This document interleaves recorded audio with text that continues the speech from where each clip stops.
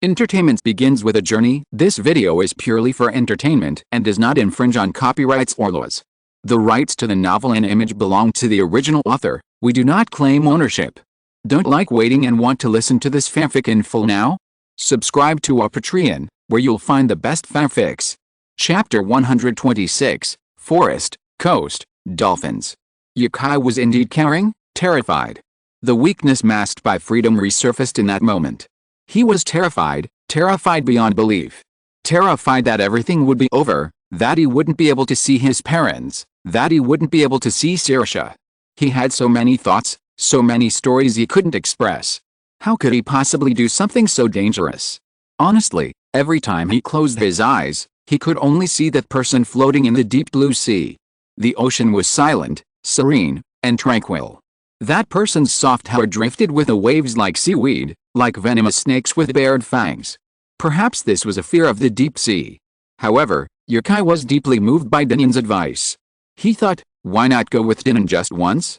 If that person hadn't appeared, if there hadn't been this unexpected incident, Yukai would have been able to completely control that wave. His body would have already mastered the surfboard before his brain had even registered the surge. Okay, Yukai replied.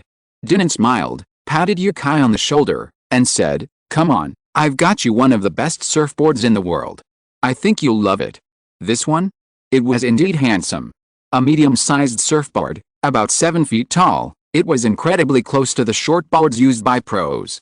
It had a white base, then a dark blue paint job with beautiful patterns.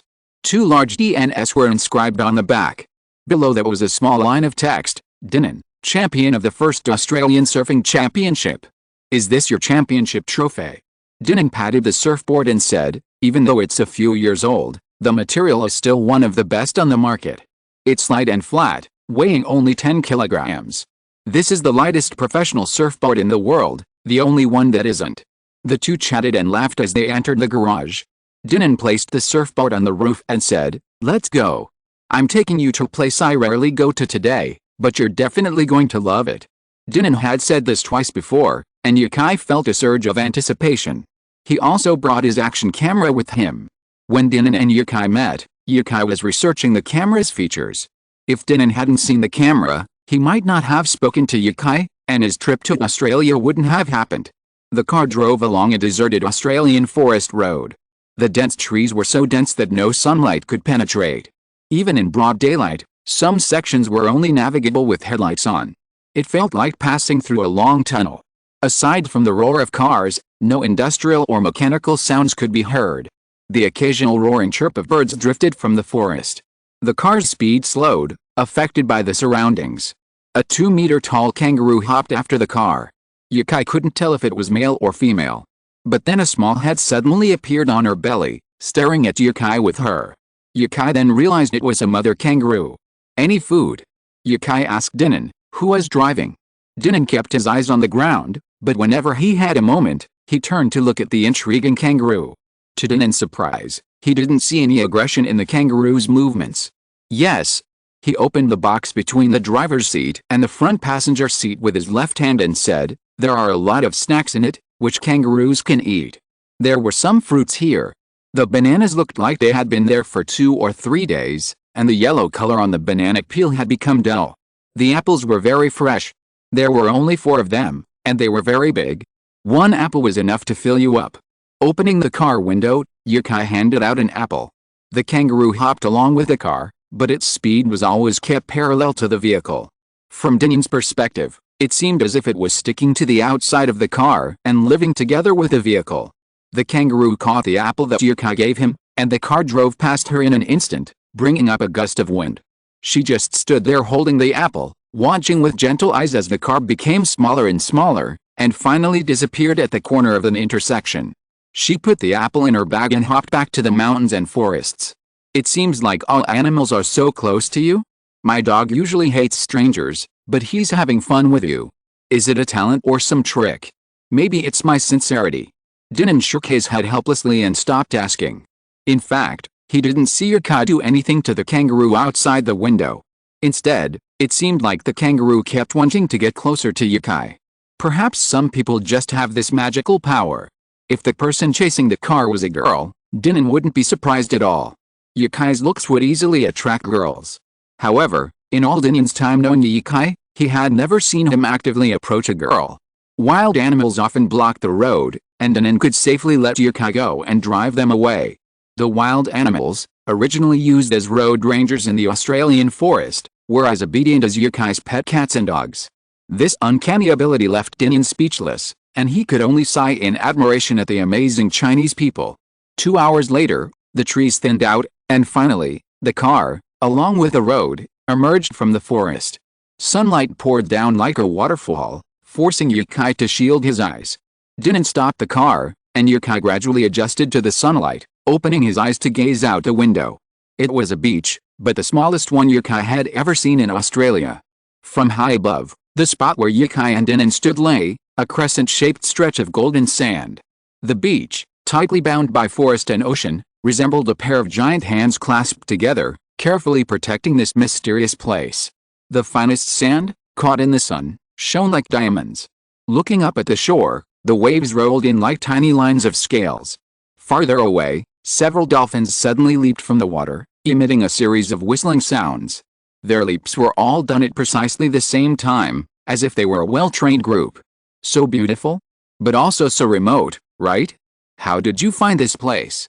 Yukai asked in surprise. This place was definitely nature's greatest gift to Australia.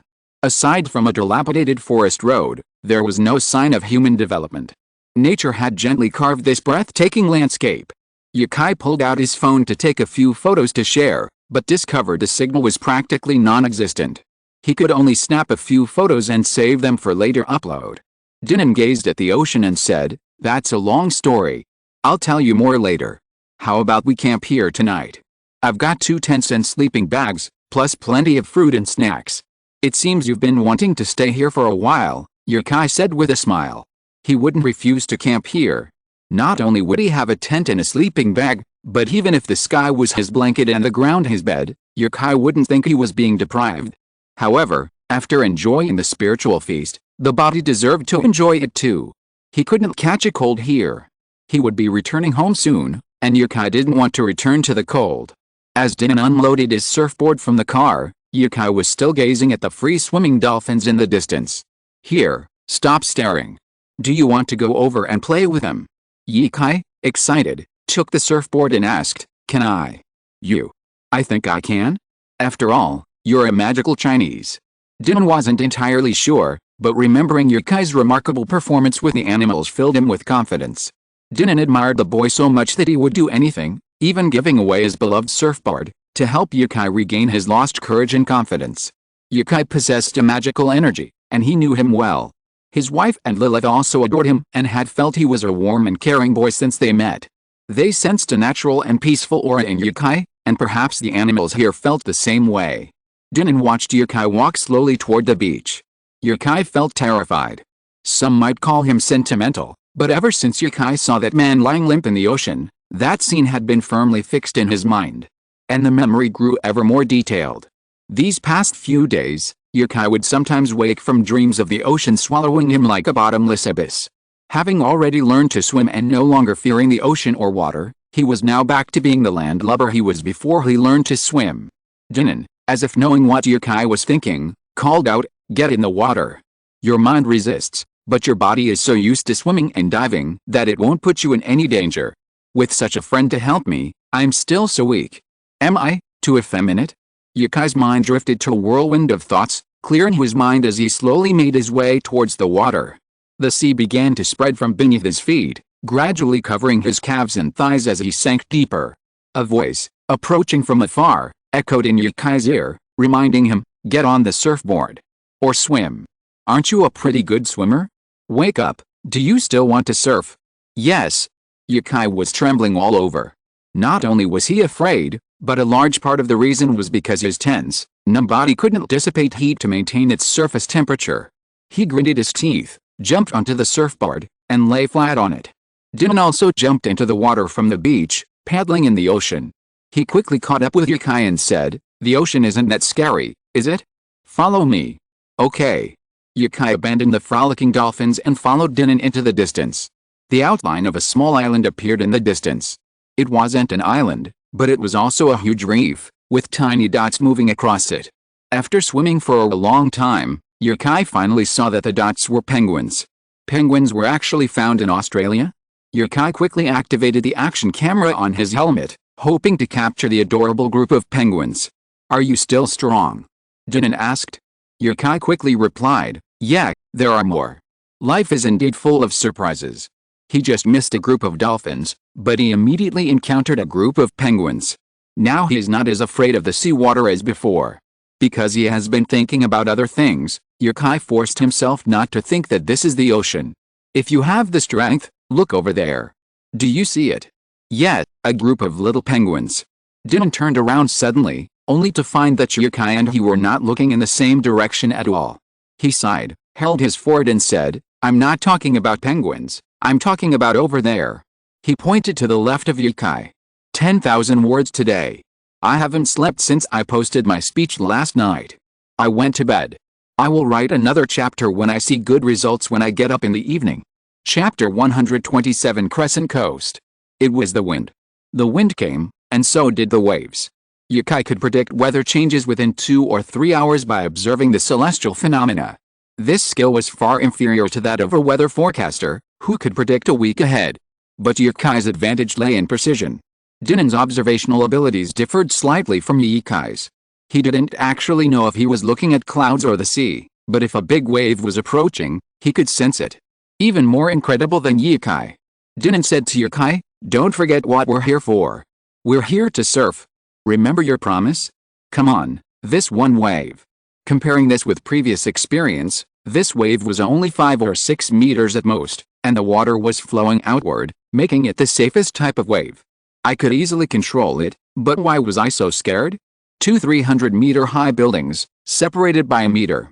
From the heights, you could only see it like vehicles, and even people were barely visible. Only with good eyesight could you make out tiny black dots. Just a short meter. Would you dare jump unprotected from one building to another? And it would give you a long run-up. Even without a run-up, most people could do a standing long jump of over a meter, right? Why wouldn't you dare jump? It's because you fear that 1 in 10,000 chance. Yukai felt the urge to cross that 1 meter. A 300-meter building could determine life and death. And right here, right now, could Yukai cross that 1 meter in his heart? Would he be a courageous person, or continue to bury his shadow and never approach the ocean again? Perhaps there was a third possibility. Even if he mustered the courage to ride this wave, he would still fear the ocean. Dinan wasn't a psychiatrist. But then Yukai thought of the Australian national emblem, the kangaroo. This creature never takes a step backward, always moving forward, forward, forward. This is the spirit Australians are proud of, and it's one Yukai needs to emulate now. "Go," Dinan said. The wave was approaching, and the breeze had already created a long ripple on the surface of the sea. It was gathering momentum beneath the sea like a snowball. Once it erupted, a massive wave would surely surge in seconds. It would be too late to chase it then. Yukai gritted his teeth, leaning over his surfboard and waving his stiff arms, slowly swimming forward. In crucial moments, muscles truly outsmart the brain. While Yukai was still panicking, his body became more agile. His movements became more and more skillful, and he soon reached the wave. As the wave lifted his surfboard slightly, Yukai placed his hands on the board and stood on it in perfect posture. "Go!" Dinan shouted.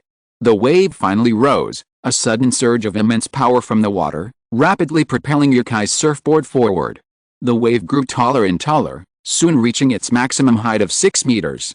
Driven by this wave, Yukai began to surf at varying heights, depending on the strength of the wave. At this point, Yukai no longer had time to think about anything else. His only thought was how to ride this wave. Is the ocean dangerous? Of course it was dangerous, but I'd wait until I was safely out of this wave before I considered whether it was dangerous or not. In fact, when Yukai was at his most terrified, his mind actually cleared. It was like when he encountered a shark on Saipan, so frightened that his limbs went limp and he almost forgot to breathe. He was also at his wit's end at that moment, but a chill came over him, instantly bringing him to his senses. It was the reward from the Jokhang temple. It would bring peace to his heart in times of fear. Yukai calmly considered his route. With his full attention focused, he felt time slow down around him, and his surroundings became quiet, practically utterly silent. Neither the sound of the waves nor Dinan's cheers could be heard. He was now at a 90-degree angle to the waves, surfing in their direction. This was the most comfortable way to surf before the waves caught up to him. Any psychological trauma or mental illness was rendered ineffective by his skills. It was faster than even the best psychiatrist's treatment, taking effect in a second. Such an effect only occurred when his mind was at its peak of fear, a fact that made Yikai want to complain. Is this the case of no destruction, no construction? However, it was precisely because of this skill that Yikai once again experienced the joy and happiness of surfing. First, everyone should understand that we all have a substance called dopamine. You can think of it as a neurological signal of happiness. Whenever you smile or feel happy, it's actually your body's dopamine at work. Extreme sports also produce a surge of dopamine, making us feel happy and satisfied. So, extreme sports are addictive. Just as the wave behind him was about to catch up, Yikai turned and glided toward the corner of the waves. A wave several meters high crashed onto the water, creating not only a loud bang but also a white cap over 10 meters high. The wave had already exhausted its power and was rapidly receding. The rolling wave quickly approached Yikai, forming an O shape behind him. The wave behind him, carrying with it immense potential energy, left a 2-meter diameter space in the middle. This is called a tube wave. Yikai was now surrounded by water, as if he had entered a time tunnel with only the exit ahead, no other way out. Yikai had to break through the hole ahead to succeed.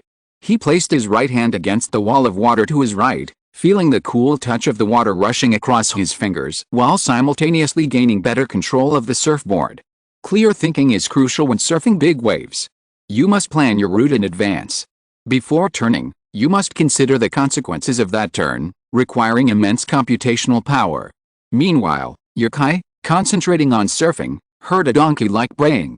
He almost thought he was hallucinating, but soon, Yikai spotted 2 penguins in the water to his right. They seemed to be competing with him, calling out to him. So that's what penguins call like. It really sounds like a donkey. But who dares to compete with you in swimming? Yikai ignored them, steering his surfboard toward the edge of the wave barrel, finally navigating it before it completely closed. The surfboard passed over the wave. With the remaining momentum, Yikai, Borden himself, flew high into the air. Then, laughing, he fell into the water, choking on a large mouthful of water. His fear of the ocean had finally passed. Dinan swam over and asked, "What's wrong? How are you feeling?" "Thank you, Dinan." Dinan saw the look on Yukai's face and smiled back. "I can't bear to see a surfing prodigy die on my watch." "You're okay now, aren't you?" "Yes, I even want to play a little longer." "No." Dinan quickly objected. "We need to set up our own camp." "Do you want me to set up 2 tents and cook by myself?" Yikai pondered for a moment, then said, "Well, why not? Fuck." Dinan raised his middle finger in disdain. But it was almost dark. Even if Yikai really let Dinan do all the preparations by himself, there wouldn't be enough time to finish everything before dark. So Yikai accompanied Dinan back to the beach to set up camp. The 2 of them divided the work. Dinan stayed at the camp to set up the tent, while Yikai went into the forest to gather firewood for the fire. Dinan had brought plenty of canned instant food, and in the car, some raw meat for kebabs. Happy events bring a sense of elation. That skill called inner peace was, in a sense, truly a magical skill. It had already evolved Yukai's mind twice. Perhaps after this, Yikai would be closer to the state of remaining calm, even in the face of a devastating disaster? As Yikai thought of this phrase, he suddenly thought of desirelessness. Could the ultimate outcome of this skill's evolution be to achieve a desireless state? Terrifying. But for now, it was still just a guess. Yikai wasn't at the point where a single guess would frighten him to the point of paralysis. So he set it aside and diligently searched the forest for firewood that would burn.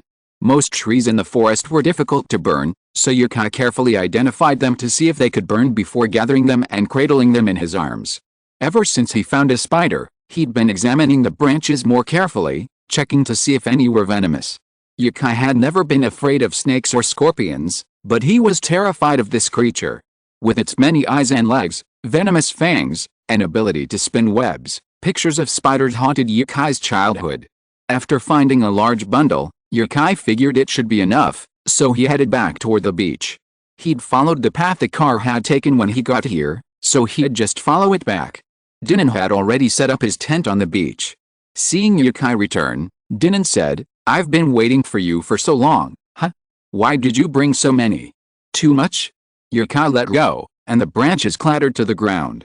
Dinan scratched his hair and said, "Not bad, open a few cans and we'll eat." Inside the cans were beef and luncheon meat. Yukai also found bread, ketchup, and a few bottles of beer. Flames rose. The sun gradually set, and the ocean was no longer blue, but a gradient of red, from orange in the distance to lighter red at Yukai's feet. Dolphins leaped in the calm sea. Their figures were imprinted on the distant sunset, a black silhouette against the red, a breathtaking sight. Without a DSLR camera, Yukai could only use his phone to capture this beautiful scene. Yukai turned back to the busy Dinan and asked, "What's the name of this beach?" "Ah. I used to call it Crescent Coast, but it doesn't actually have an official name. This coast is part of the forest, after all, it's so small." Yukai understood. He continued to sit on the beach and look at the sea. It seems every man has his own secret base when he was a child. Chapter 128 Cooperation. Yukai emerged from his tent at dawn, awakened by the calls of dolphins. After stretching, he began boxing on the beach. Any martial art can be used as a calisthenics exercise, even Muay Thai. If mastered, it can yield significant fitness benefits. Small crabs appeared on the beach, stealthily crawling toward the sea right under Yukai's noses. Occasionally, dark shadows flashed through the woods behind him, but a closer look revealed them to be small forest animals. Australia rarely sees animals that harm people, and the most important thing to be wary of when camping outdoors is not wild animals, but venomous creatures like spiders and snakes. Dinan also emerged from the tent. He rolled with slightly stiff neck and said to Yukai, "Do you want to go home now? Wait a minute. Do you have your diving goggles?" Yukai had woken up so early to play with the dolphins. Dinan searched the car and handed Yukai diving goggles, but it didn't matter. Yukai walked into the sea with his diving goggles and said, "So, I'm going to play in the ocean." Dinan looked at the two tents and the pile of garbage, sighed, and said, "What a child." Yukai swam briskly in the sea, not feeling the breathlessness he'd felt the previous day. Aside from the breathing issue, Yukai even felt a strange sense of security wrapped in the ocean. The dolphins' calls became more frequent, as if they'd sensed Yukai's presence. 2 or 3 of them immediately swam towards Yukai, rubbing against his hand like puppies. Dolphins are probably the closest creatures to humans in the ocean. It's said that in their eyes, humans fit their aesthetic standards. Yukai hadn't studied whether their mate selection standards matched his. Yukai stroked the smooth back of a dolphin, and the others came closer, nuzzling into Yukai, making him feel itchy all over. He laughed and quickly left the circle. These dolphins gave Yukai a taste of what it's like to be a trainer at an aquarium. Back when he was working in Chengdu, Yukai accompanied his then-girlfriend to the Haichang Polar Ocean Park. Many of the animals there made Yukai feel uncomfortable.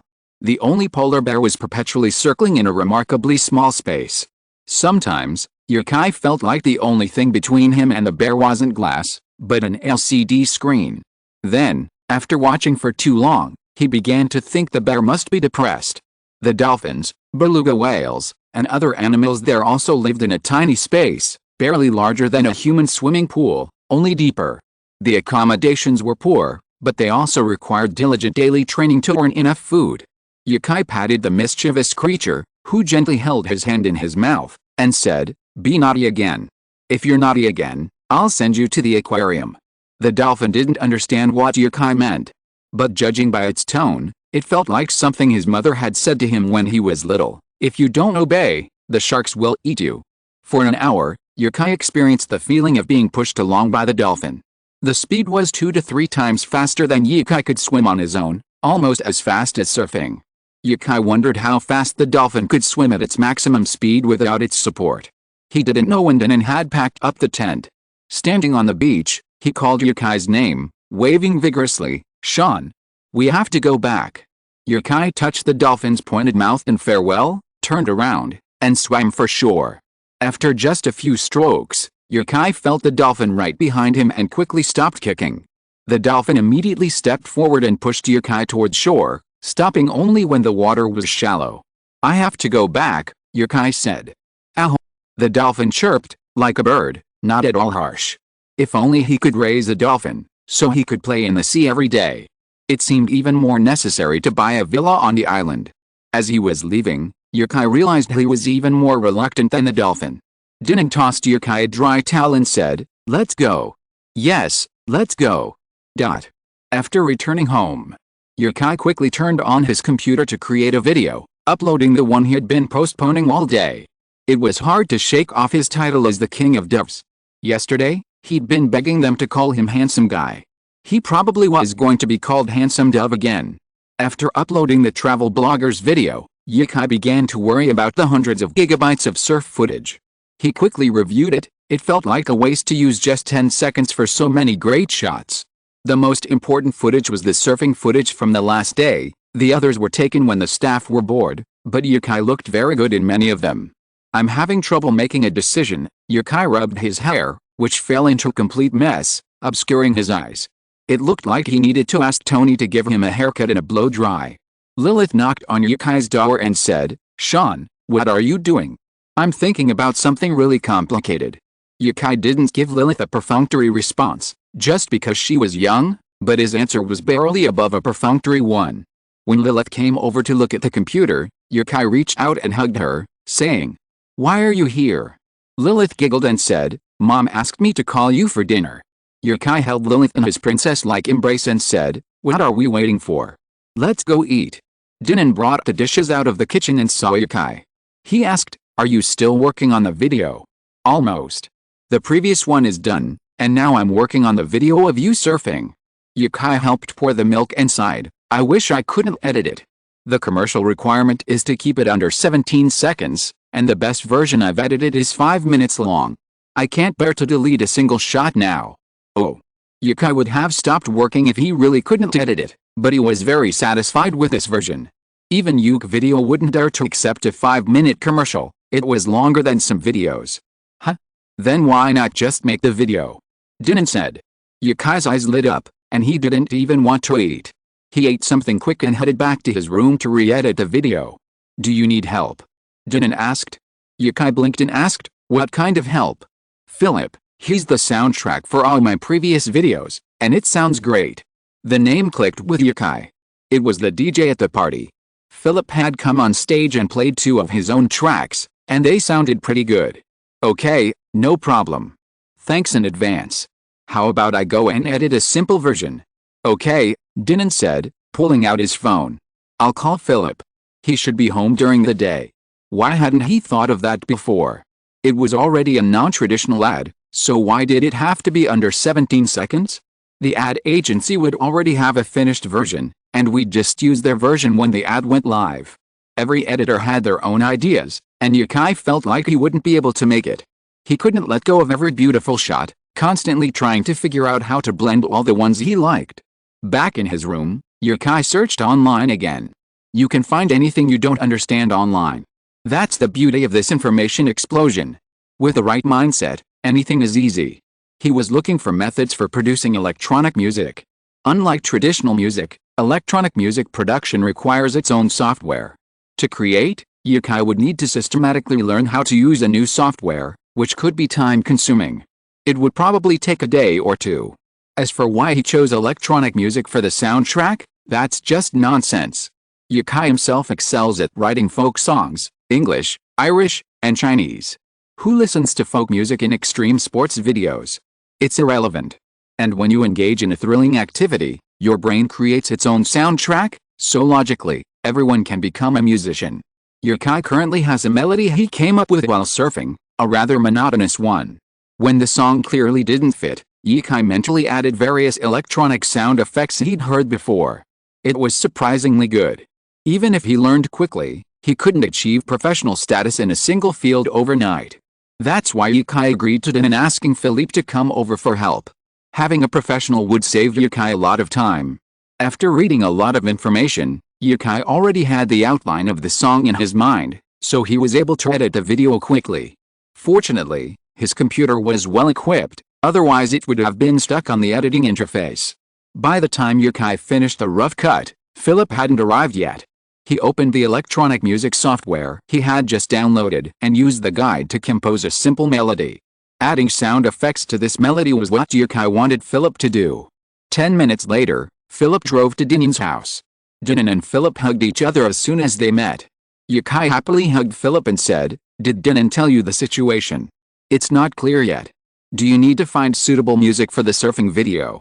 Yukai shook his head and said, it's original music. This video is an advertisement shot by my family's company, so we can only use original music. Of course, if there is suitable music, I am willing to pay a certain amount of copyright fees. Original. Philip was stunned for a moment, looking at Dinan and then at Yukai, and said, no way? How long do we have? A week? A month? Yukai shrugged and said, I don't know either. Anyway, as long as we can do it, it'll be fine. There are already advertising companies producing advertisements to be put on the internet, so Yukai is not in a hurry. He made this video just to promote this movement among his fan group. If you're listening to this novel on a channel other than Fanfic World, it means they downloaded and uploaded it without effort. We cordially invite you to visit our channel, Mundo Fanfic Novelis. There you'll find the original version of this story and you can explore many other novels of various genres. We're waiting for you to immerse yourself in a world of incredible novels. Chapter 129 Video Broadcast. Yukai pushed the door open and entered the room. Philip and Dinan followed him in to watch Yukai's rough cut of the video. Right now, it was just a highlight reel. After adding the full song, Yukai would re-edit the video, speeding it up and slowing it down to match the beat of the song, what's commonly known as beating the beat. Dinan beamed at his impressive work on the computer. Was there any other surfer in the world who could shoot a video more stunning than he? Who else? A Hawaiian surfer, equally renowned as Dinan, rarely received the same filming opportunities and performance invitations because of his looks, leaving him with a much more limited life than other top athletes. Dinan earned this by accepting invitations from everywhere. If you don't understand, you'll never understand the challenges of professional athletes in niche sports. Jingyu, the boxer, and Dinan, the surfer. This guy travels 7 or 8 months a year. He earns less than some players playing a game of soccer. Philip, listening to the music in Yukai's video, seemed to have an idea. He sat in a corner, deep in thought, occasionally recording his thoughts on his phone. Dinan led Yukai out the door and said, ignore him for now. This guy's always like this until he figures it out. Then let's wait for him. Yukai mainly wanted to learn how to use the software from him, otherwise he would have finished the song on his own. Yukai had just watched a little of the video, but there was so much useless stuff, and he didn't know how much time he was wasting. What are you waiting for? Dinan asked. You already said this isn't an ad. Wouldn't it be too monotonous just me being alone? Come on, bring your drone, and we'll record some more footage of you. Huh? Yukai asked, a little surprised. Is mine okay? I don't think I look very good surfing. I didn't think much, I was just surfing. Dinan laughed and asked, are you still trying to show off? Yukai would of course like to participate in the video if possible, but he wasn't confident in his skills. He had only been surfing for a short time, so he couldn't focus on his image. Trust me, Dinan said confidently, patting his chest. Okay, do you know of any less crowded beaches nearby? With so many surfers, it's not uncommon to wait over half an hour just to get aboard. If you can't get a wave, it might take an hour before you can even go surfing. What a waste of time. Just like when he was learning to swim and dive, given enough time to practice, Yukai could master those sports in 2 or 3 hours. Surfing, on the other hand, was nothing like that. He'd only really tried it a handful of times since he started. Of course, Dinan replied without hesitation. What beach in Australia hadn't he been to? Dinan even knew places like the Crescent Coast, let alone ordinary beaches. Then I'll go, let's go. By the way, lend me some paper and pen. Dinan found a sticky note at home, and Yukai wrote on it, contact us if you have any ideas. It would be a shame if Philip had already finished it by the time he got back. Learning software on site isn't always available. If he didn't take this opportunity to observe and learn, it would be so much trouble to ask for advice later. With a drone in hand, the two of them got in the car. China. After several hours of uploading, Yukai's video finally passed review, becoming one of the countless videos on Bilibili. 4 minutes after its upload, no one was interested. Yesterday, he'd announced that he'd return home to update his video after the live stream, but now, a day later, few people were waiting for Yukai to update his video. Countless people sighed, the Pigeon King truly lived up to his reputation. But Li Hao kept waiting. Yesterday, during Yukai's live stream, Li Hao kept flooding the comments, asking how to become a travel blogger. He'd been following Yukai since he first started sharing travel logs on Weibo. Snowy regions, Ireland, France, Lee Hao really wanted to go. The day-to-day grind of work had worn away his poor hairline, leaving him looking like Guo before he was 28. If it weren't for Yukai's Weibo posts, he'd almost forgotten he was still young. Back in college, he dreamed of traveling abroad after graduation, but years had passed, and he'd never even left the city. A few days ago, he had a sudden realization. He spent 2 months' salary on a DSLR camera, planning to follow Yukai's example and quit his job to become a travel blogger. Wasn't Yukai just an ordinary office worker initially? Wasn't his success the result of leaving the corporate world and taking his first steps on his own? Lee Hao would carefully pore over the travelogue titled Photographing While Walking every day, studying Yukai's photographic philosophies, lighting management, and composition. Even Yukai himself didn't realize it, but his travelogue had become a must-have for many budding photographers. Hearing a Bilibili update notification on his phone, Lee Hao quickly pulled out his phone. Sure enough, it was Yukai's video. This perpetrator had been postponing it all day. Instead of playing it immediately, Lee Hao put down his work, left the office, and went to the restroom. He clicked on the video. Play using data. Yes. Yukai's face, the envy of countless men and women, appeared on his phone screen. Although Lee Hao had always followed Yukai and felt he was no worse than him, his looks were the only thing he couldn't replicate. Hello everyone, I'm Yukai. Lately, I've noticed a lot of people asking me the same question in Bilibili's private messages. Several of Lee Hao's frequently asked questions appeared on the screen. How to become a travel blogger. I want to be a travel blogger, but where do I start? Do travelers earn a lot of money? Can they make money? What are the qualifications for a travel blogger? In the video, Yukai suddenly clasped his hands together and said, "Okay, then I'll answer all the questions you've asked me here." Lee Hao began to listen carefully to Yukai's every word. Why become a travel blogger? Lee Hao paused the video and began to think about the answer. The question seemed simple to him. He wanted to be a travel blogger because he was dissatisfied with his current situation and wanted to see the beautiful scenery of his motherland. When he saw Yukai say that travel bloggers weren't profitable, he hesitated. Is that true? As he watched the video slowly, a dark cloud formed in Lee Hao's mind. He had prepared everything, from a small selfie stick to an expensive DSLR, and even planned his travel itinerary. And now you tell me that being a travel blogger isn't profitable? For the past week, I've tried my best to update 3 times a day, about 8,000 words. Don't look at the 3 chapters I mentioned in my launch speech, but back then I was thinking about 2,000 words per chapter. Enough, I'm writing more tonight. Chapter 130 Debate. No way. I've got everything ready. This is 2 months' salary. As a programmer in a first-tier city, I have to work 30 days overtime just to get my monthly salary. My hairline recedes by 8 millimeters a month, which is 2 centimeters in 2 months. Why would I buy it if I don't use it? Lee Hao quickly left a message. Hello, Brother Kai, I've been following you since you first posted on Weibo. I'm a longtime fan. Your travelogues about the snowy regions and Ireland are so captivating. I've already got my camera ready for a trip. Just wondering, how long can I travel with 300,000 yuan in savings? Later, Lee Hao detailed his difficulties. At 28, he didn't have a girlfriend, he'd never held a girl's hand. He didn't want to live like this anymore, and he hoped Yukai could give him some advice. He wrote a 500-word essay. For a programmer who spent his days coding at a computer, this was quite a stretch. Besides the problems he needed to solve, the other 300 words were just flattery to Yukai. It was as if Yukai couldn't notice. After finishing, Lee Hao looked through some other people's comments. Sofa, I told you not to live stream more. Would you be rich if you live streamed more, not looking for likes? I'll give you 3 likes, and I'll definitely do it next time. Actually, Yukai is right.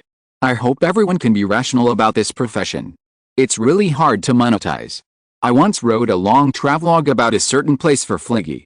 Although it was said I could travel for free, I only made 1,000 yuan in royalties. Hello, Brother Kai, I started from, why is the 3rd floor's entry point so unique? Some people's worldviews were completely shattered after watching the video.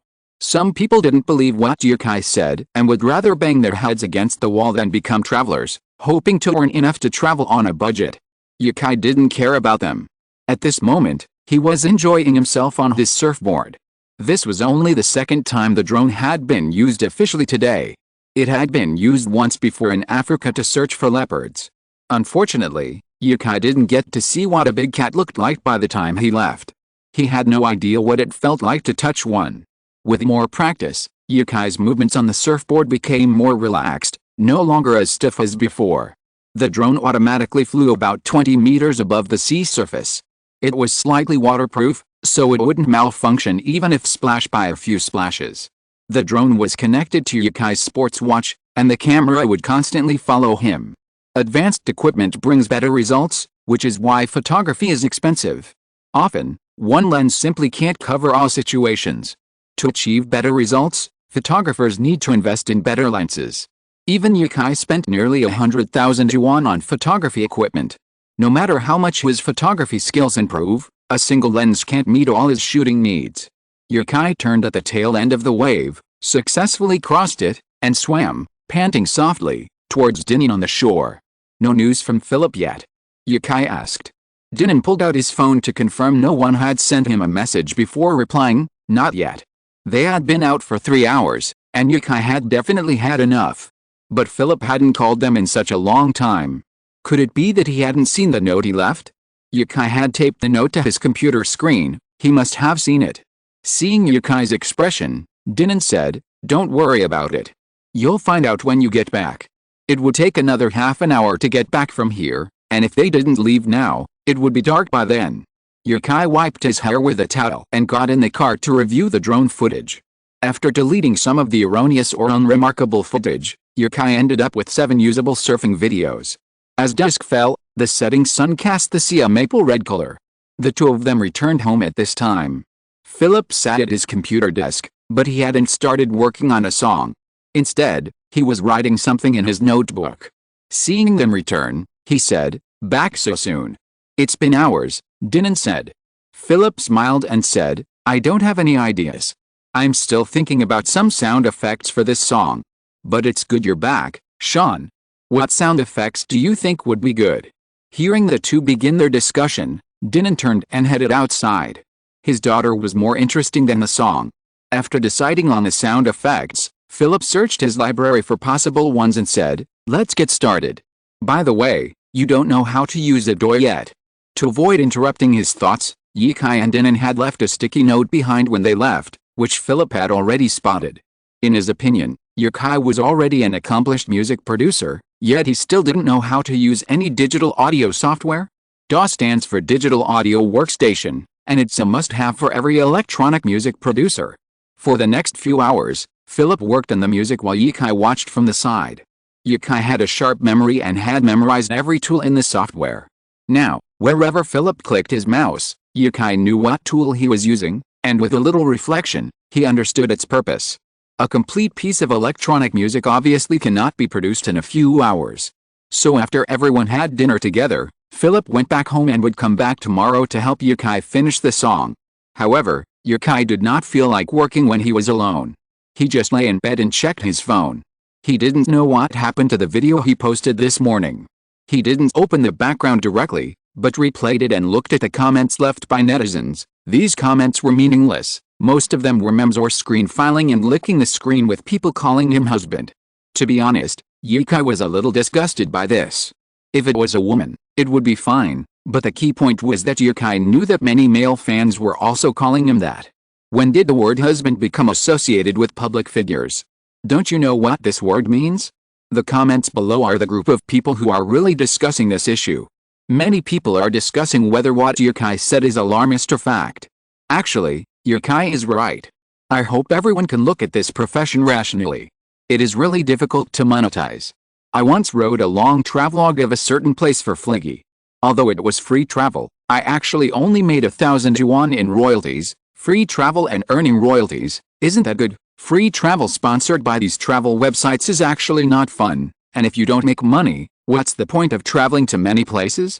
Anyway, I prefer jobs that can make money. 2 people argued for more than 10 floors under this comment, and others gradually joined in. Do you want to travel or make money? My friend asked me to go out for dinner, and I will come back to continue writing later. It may be a little late, everyone, don't wait, I will post it together in tomorrow's update. Thinking about it, there is still a lot to update tomorrow. Chapter 131 National Spirit. Wow, it's so popular? He thought not many people would read his book, but he didn't expect that after just a few hours, there would be so many comments and comments. He checked the followers, and it was already 28,000. A video gained 5,000 or 6,000 followers in just a few hours. Yukai's followers on Weibo are still relatively high, now close to 3 million, but not everyone likes to watch live broadcasts, let alone watch Yukai's live broadcast recordings. This account used to post video clips, and Yukai didn't pay much attention, so it only had more than 20,000 followers before. Yukai swiped his phone, looking at each argument under this comment. After reading these arguments, the next one was a request for help from a suspected fan. Yukai looked at the hundreds of words as if he was reading a novel. The corners of his mouth twitched slightly, and this person was just about to write that his admiration for Yukai was like a surging river, which was out of control. Clicking on the reply, Yukai typed, "If you have a deposit of 300,000 yuan and no other income, budget travel can support you for about 3 to 5 years. If you want to go abroad, I suggest going to neighboring countries of China. Budget travel plans are too long, so I won't go into details. There are many such detailed plans on travel websites. You can do live broadcasts or be a host during the trip. I hope you can find your own characteristics and become a true traveler. A programmer's salary is really high if he can save 300,000 yuan before the age of 30. But if you exchange youth for money, what can you exchange for youth?" Yukai still supports this person to go out and travel more. As for not having a relationship at the age of 28, Yukai can't do anything about it. Returning to the most popular comment just now, Yukai replied, "After reading your comments, I want to say that you're not thinking about traveling, but about wandering. And there are few professions in China where you can earn enough to support yourself. The easiest, of course, is traveling photographers. Then there are those wandering singers you often see in major squares and shopping streets. Those with coastal routes and familiarity with the water can become sailors, traveling to many cities, or even abroad. It doesn't matter if you don't know anything. If you plan to visit more than one place, you can buy some unique items in one place and take them to your next stop to set up a street vendor. Being a purchasing agent is another option. If you have friends in your circle who need mid to high-end luxury goods, a few purchases can cover your travel expenses. Traveling and making money don't conflict. You can travel while earning money, and you can also earn some money while traveling to supplement your expenses. The two are not mutually exclusive. This video isn't meant to pit making money against traveling. Instead, it's meant to help you clarify your ideal, making money or traveling. Think about it, it's simple, right? I hope everyone here has a bright and beautiful future. Being busy always feels fulfilling. For 2 days, Yukai and Philip learned how to use software to create electronic music. A song gradually took shape in Philip's hands. Using the melody Yukai had come up with as a foundation, he crafted a piece with a distinctly Philip-esque style. It was then that Yukai understood that electronic music, unlike traditional music, could be woven together by two different styles. In electronic music, it wasn't about who created the main melody, the key was who produced the song and what sound effects complemented it. When the final result came out, Yukai couldn't discern any connection to his own work. After hearing the finished product, Philip danced with joy, exclaiming, "Sean, your melody is amazing. It's given me endless inspiration. I think this song could definitely be entered into a music festival." "No, it's yours," Yukai firmly denied. The song was indeed excellent.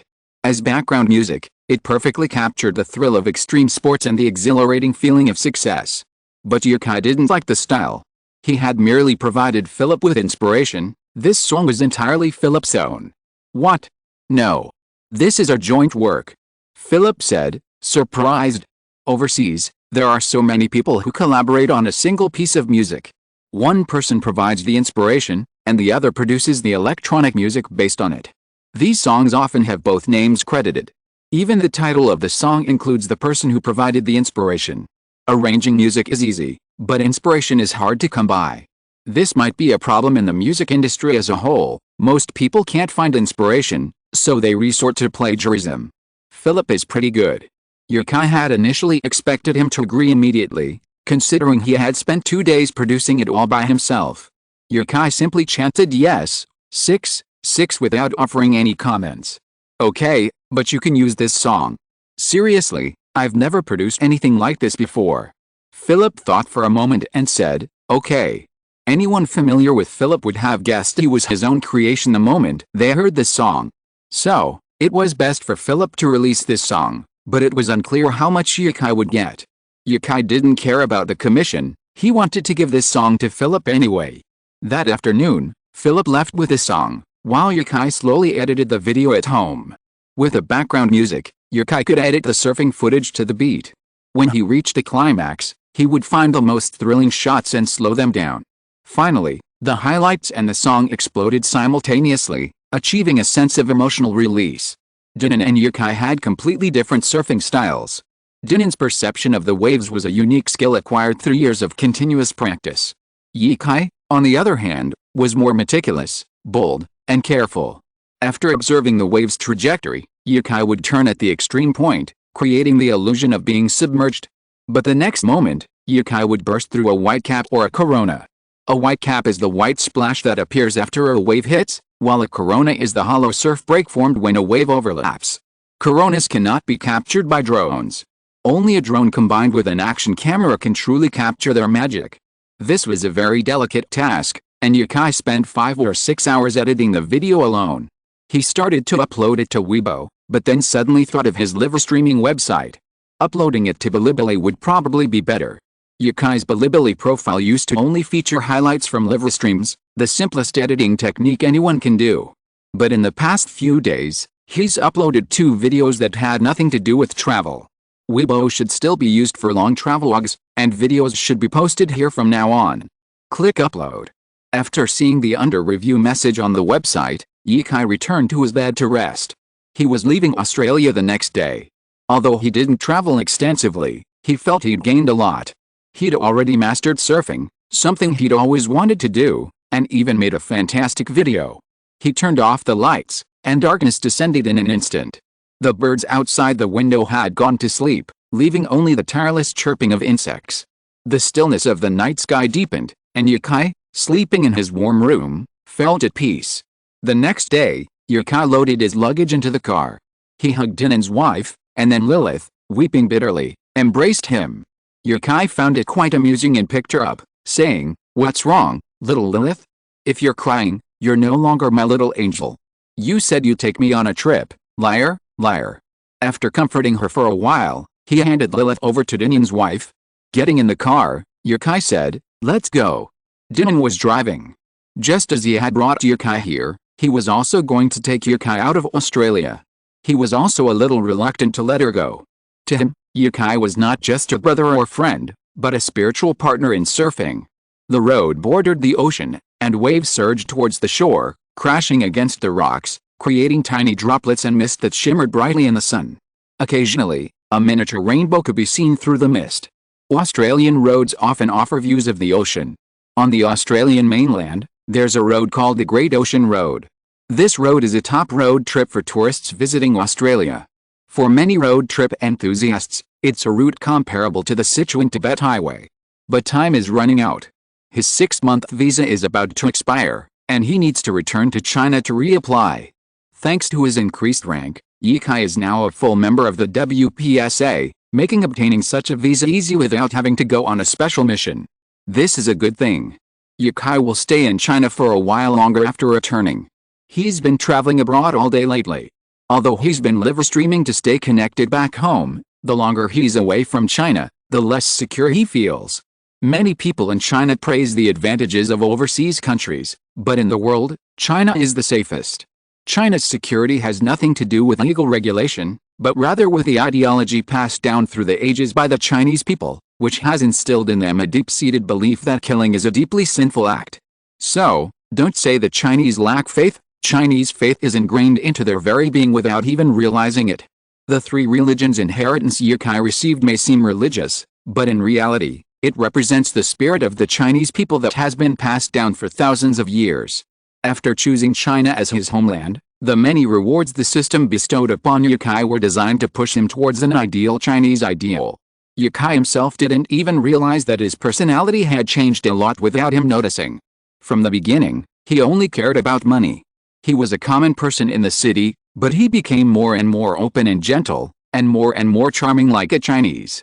A small passenger plane bound for Australia roared over Tasmania, and Onion started the car and prepared to go home.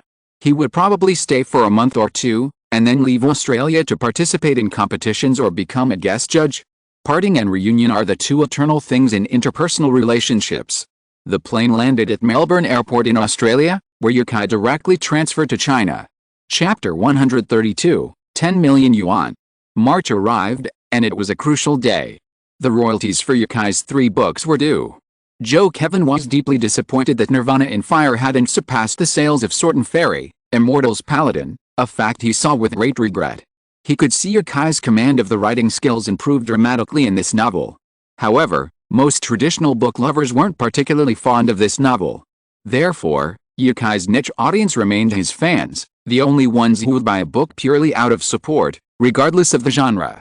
Yukai, for some reason, refused to participate in any promotional activities, seemingly unconcerned about the amount of money he earned. Since publishing this travelogue, he hadn't written a single book. An assistant entered the office with documents and said to Joe Kevin, editor-in-chief, "Mr. Yi's share for the past 3 months has been rechecked. Should we pay him now?" "Yes." Yukai wasn't your average author. It was best not to delay his royalties, especially during these difficult times. His royalties for the past 3 months totaled over 9 million yuan, the most significant of which came from Nirvana in Fire and the travelogue, which had unexpectedly become a hit in the photography community. The popularity of Sword and Fairy had cooled. The assistant nodded and walked towards the finance office. Joe Kevin rubbed his temples. According to Yukai's writing speed, it is impossible that he has not written anything at all. Is he trying to cooperate with other publishing houses? Is someone trying to poach my employees?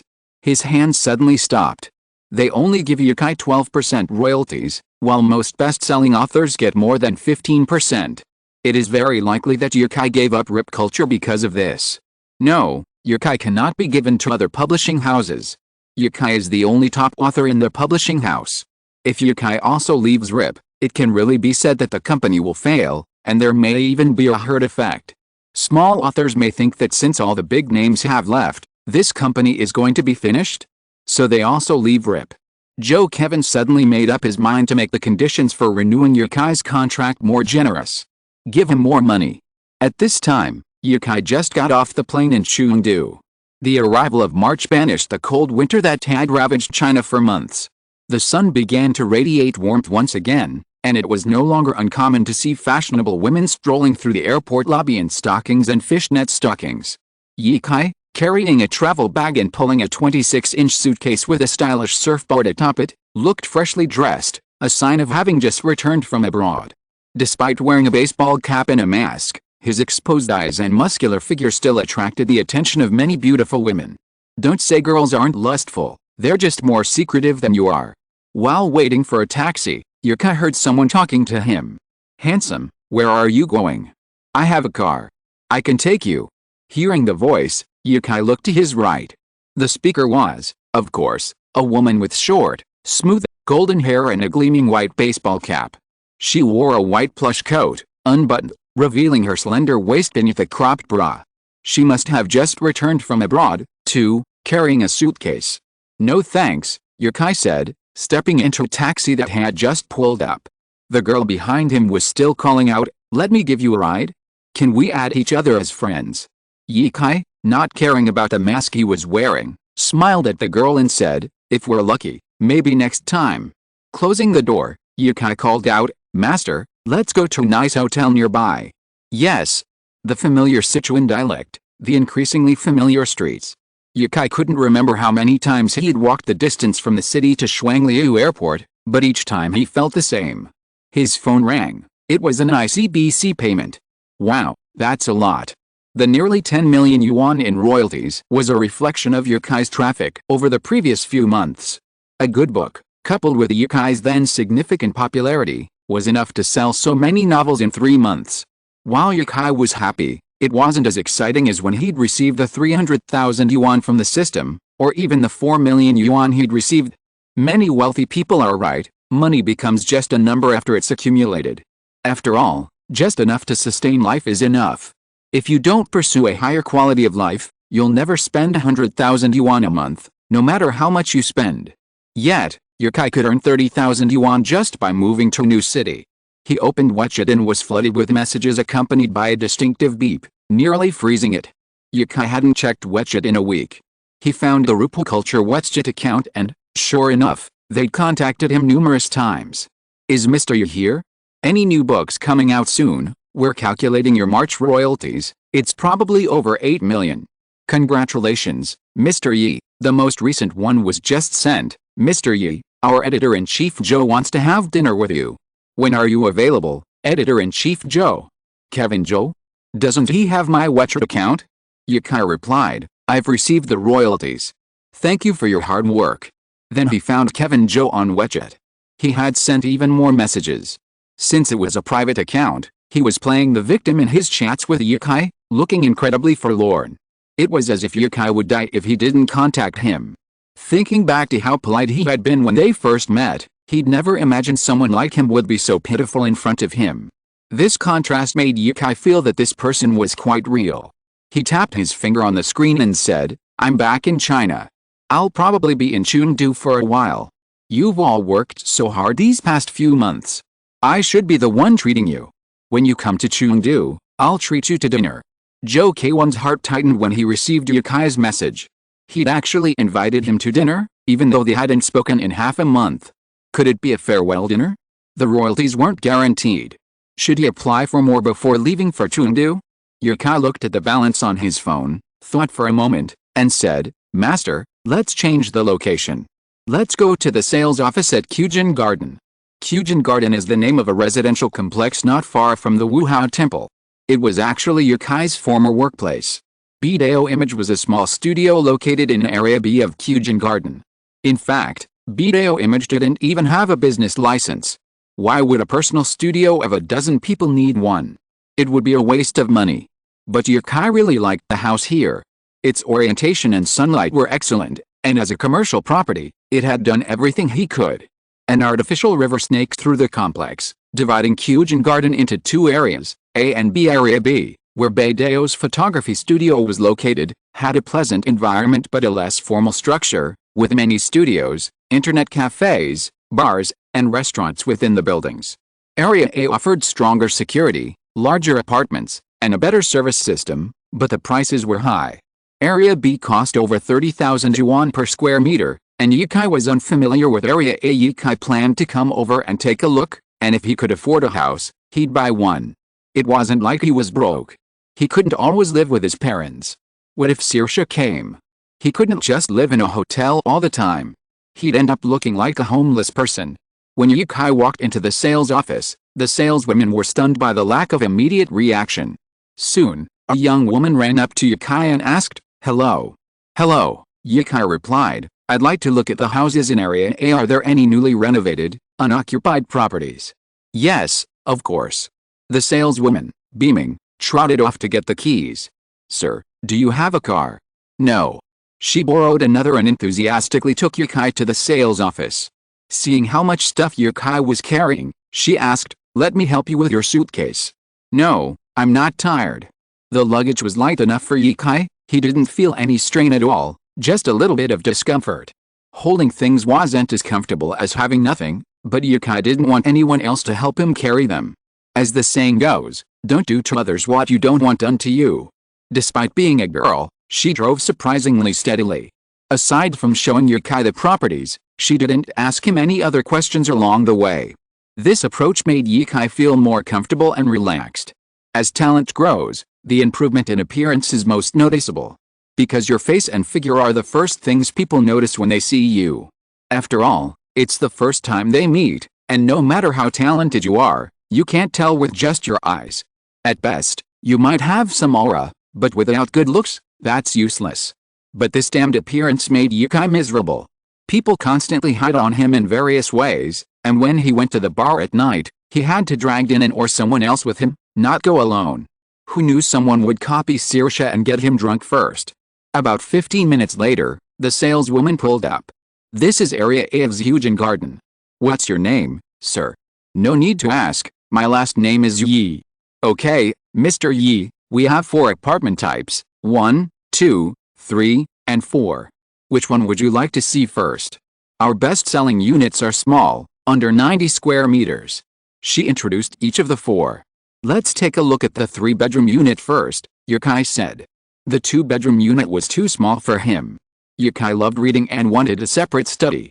A small study wasn't enough, he wanted to convert his bedroom into one. Okay, here's a 3-unit apartment, and it's the fully renovated house you wanted to see, Mr. Yi. Area A has great greenery, just like the name of the community, a beautiful garden.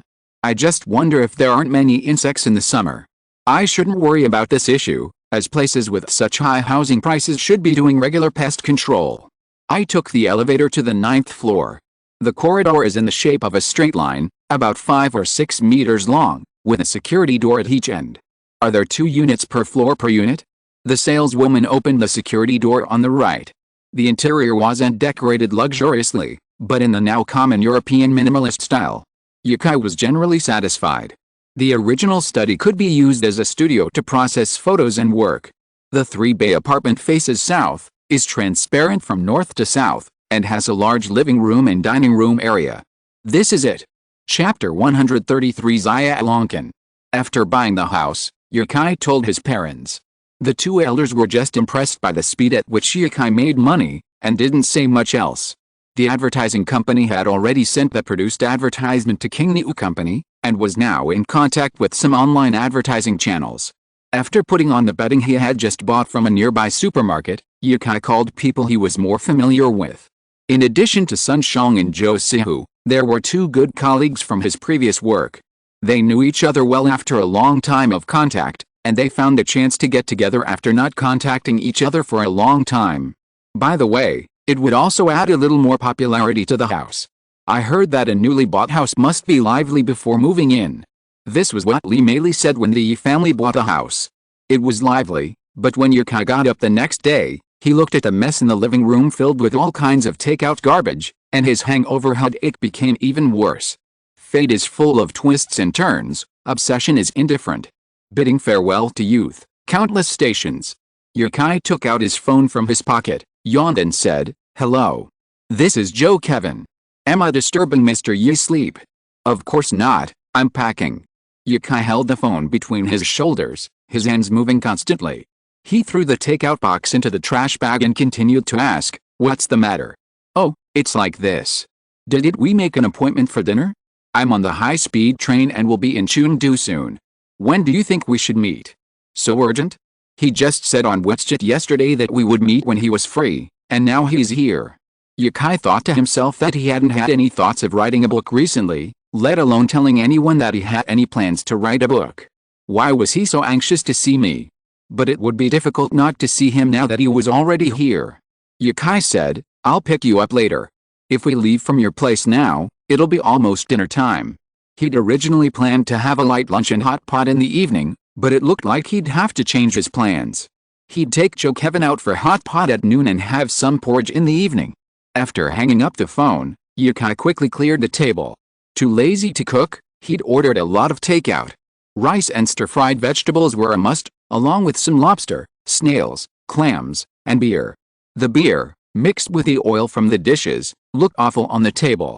Sigh. He put the uneaten food in one bag and the takeout containers in another. Then he put them by the door and started mopping the floor and wiping the table. By the time he was done, it was almost 10:30. He went downstairs and sorted the trash, throwing the 2 plastic bags into the dry and wet trash bins. He checked the weather and went back to put on a coat. Although it was past down jacket season, it was still a bit chilly without the sun, and wearing short sleeves would make people look at him like a fool. It wasn't the time in China for topless surfing like in Australia. He drank a cup of milk tea near the station and waited about half an hour before going downstairs to wait for the high-speed train to arrive.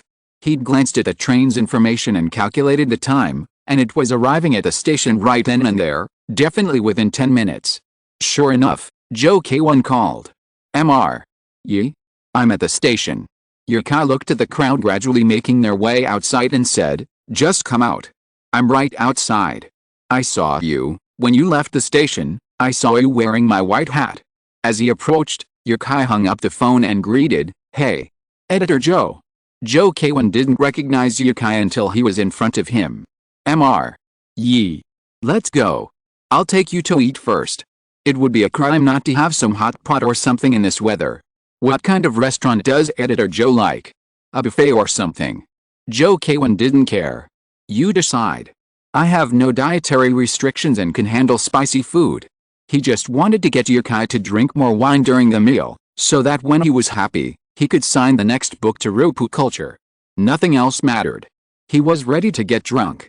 Yukai was now carless. He hadn't owned a car or a house until the day before. After a year of hard work, he finally bought a house in the first ring of Chengdu. So, was he considered a successful person? This was once a privilege reserved for bosses.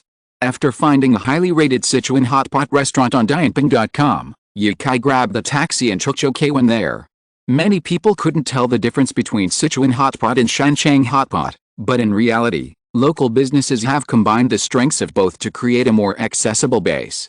Shanchang hot pot uses beef tallow, a milder oil, resulting in a relatively mild flavor. Shanchang hot pot also incorporates generous amounts of ginger, Sichuan peppercorns, and star anise. Sichuan hot pot, on the other hand, primarily uses vegetable oil. Sichuan's emphasis on spicy flavors necessitates a high concentration of chili peppers and Sichuan peppercorns in its base. For Yukai, returning to China meant celebrating his return with the even spicier Sichuan hot pot. In fact, Mountain City hot pot is best when cooked with aged oil, not gutter oil, but oil that's been used many times. The national ban on aged oil has led to widespread complaints from residents of mountain cities. Fortunately, Sichuan hot pot is different. Its overwhelming spicy flavor overwhelms everything, leaving you with only the texture of the ingredients, not the rich aroma of the base. Chengdu boasts numerous hot pot restaurants, and the one Yukai had found is quite famous, with franchises popping up everywhere. We're here, the driver said. Yukai scanned his WeChat account and got out. Looking at the quaint restaurant in front of him, he asked Joe Kwan, Editor Joe, do you eat hot pot often? Not very often. The exterior of the hot pot restaurant was clad in antique blue stone bricks. Ancient organs flanked the door, and above it was a wooden plaque reading Zaya Alonkin. Yes, this was Zaya Alonkin hot pot, the one Yukai had come to. Upon entering, a sweltering blast of hot pot steam washed over him. He wondered if there was air conditioning. Even without it, it felt like the temperature wouldn't drop too low. The whole room was steaming hot. There are not many people eating hot pot at noon, so there are still seats here. Otherwise, if you come in the evening, not to mention seats, the queues outside will be full, and you will have to stand and wait. There is also a lotus pond in the store, and the lotus in it is lifelike. At night, the lotus pond will spray dry ice, which is even more fairy-like. It is usually closed during the day, perhaps because there are not many people and it would be a waste to put dry ice.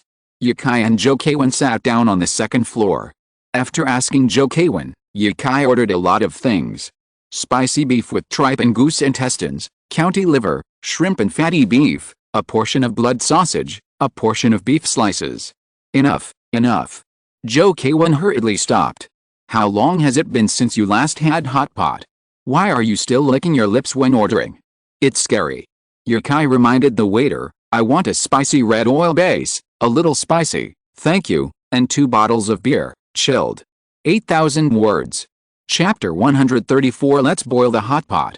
Before the pot was even served, Yukai was already waiting anxiously with chopsticks in hand. Why do people in Sichuan like to eat hot pot? From ancient times, it seems that this method of boiling and scalding is simple and convenient. Once all the ingredients are put into the hot pot and simmered, they become full of flavor.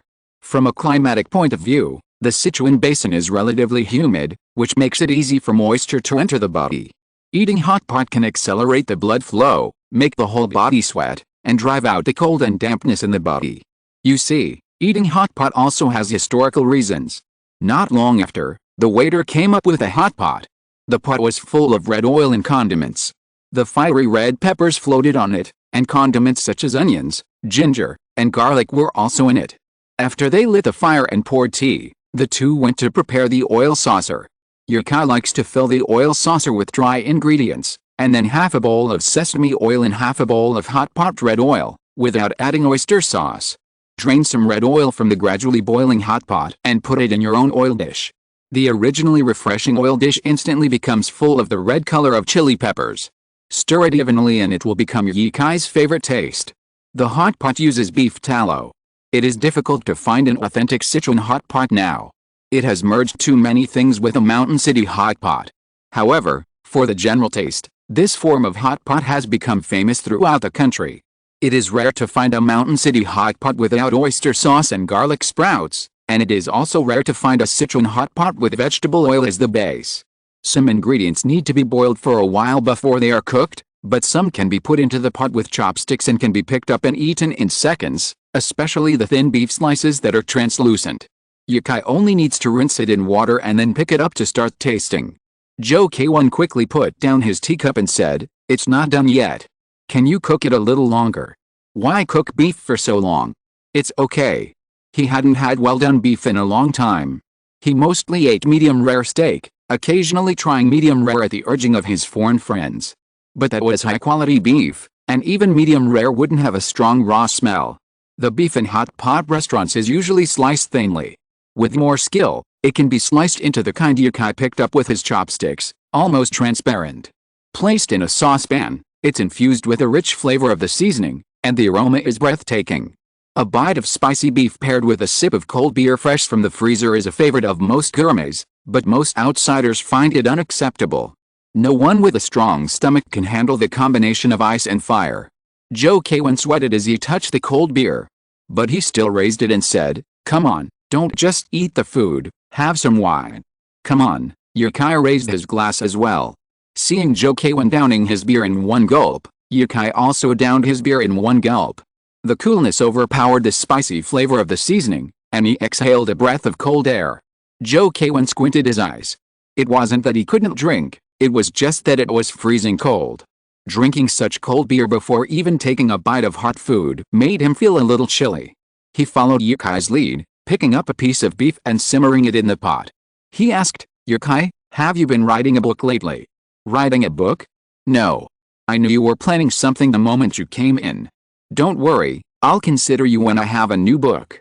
Don't worry, just eat more." As he spoke, Yikai dumped all the long cooking dishes into the hot pot. "Isn't it a little low?" Yikai said, then called out, "Waiter, more food." Yikai's casual change of subject only made Jokai even more nervous. "Not writing a book?" "Absolutely not. Forget about it, just sign the contract." He raised his glass and urged, "Come on, let's drink."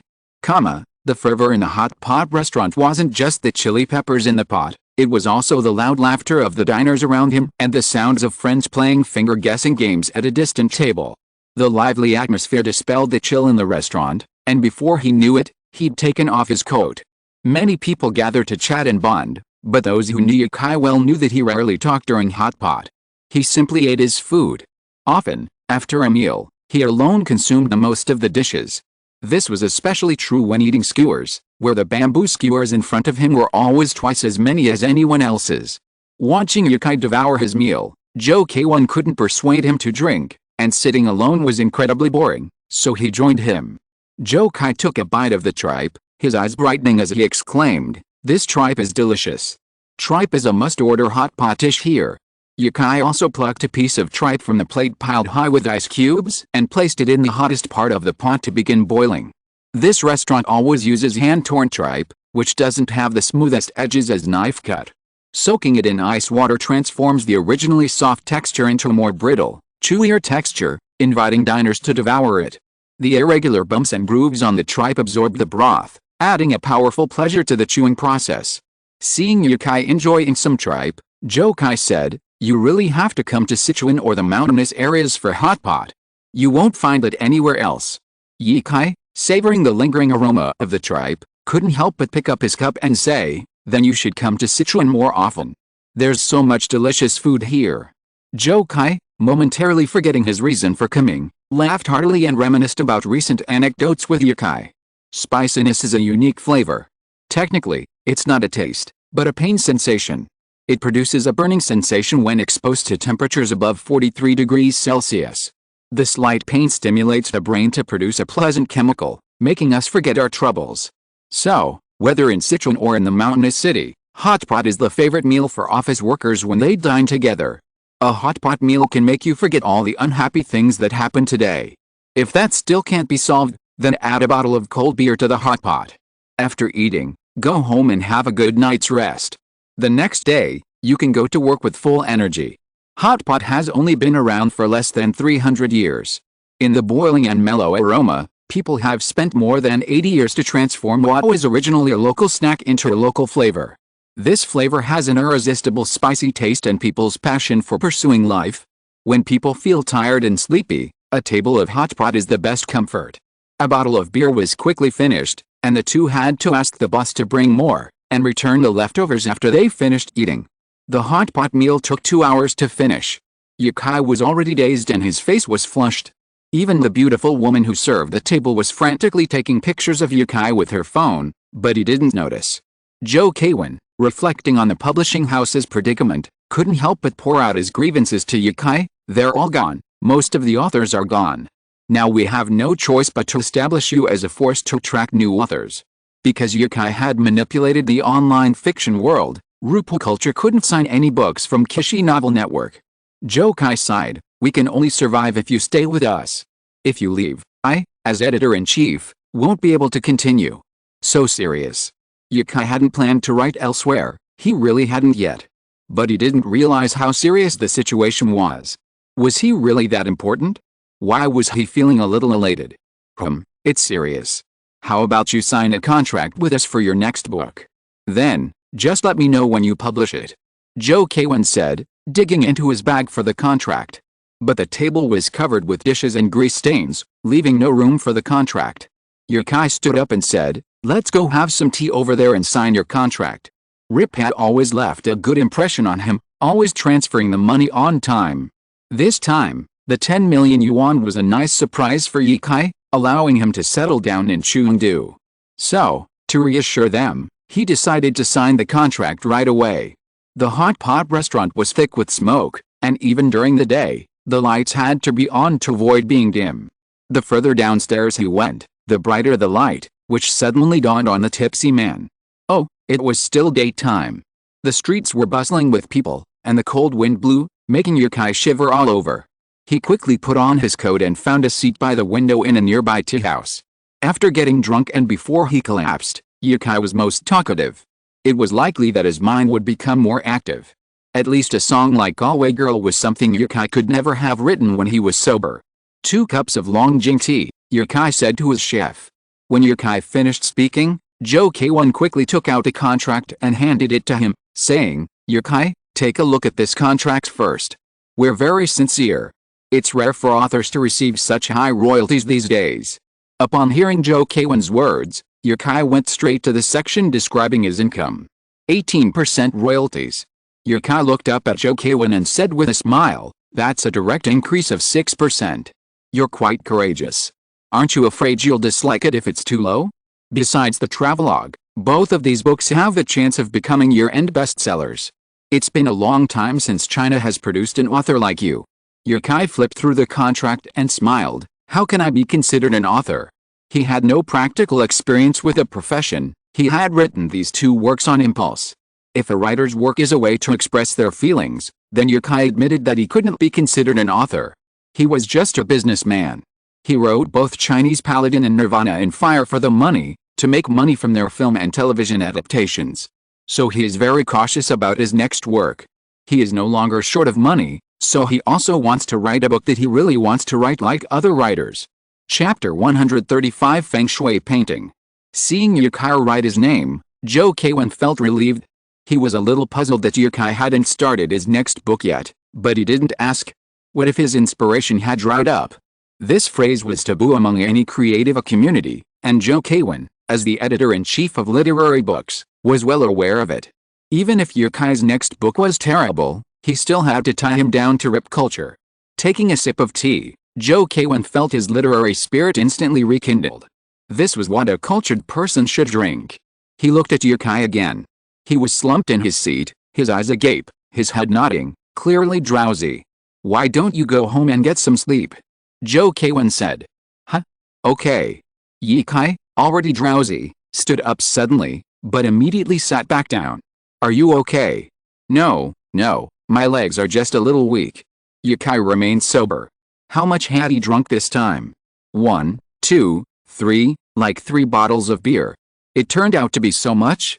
He used to limit himself to no more than 2 bottles of beer when out and about. Joe Kwan checked the time and said to Yukai, "Where do you live? Let me take you home first, then I have to go back to Changsha for work." "Work? You're not on a business trip."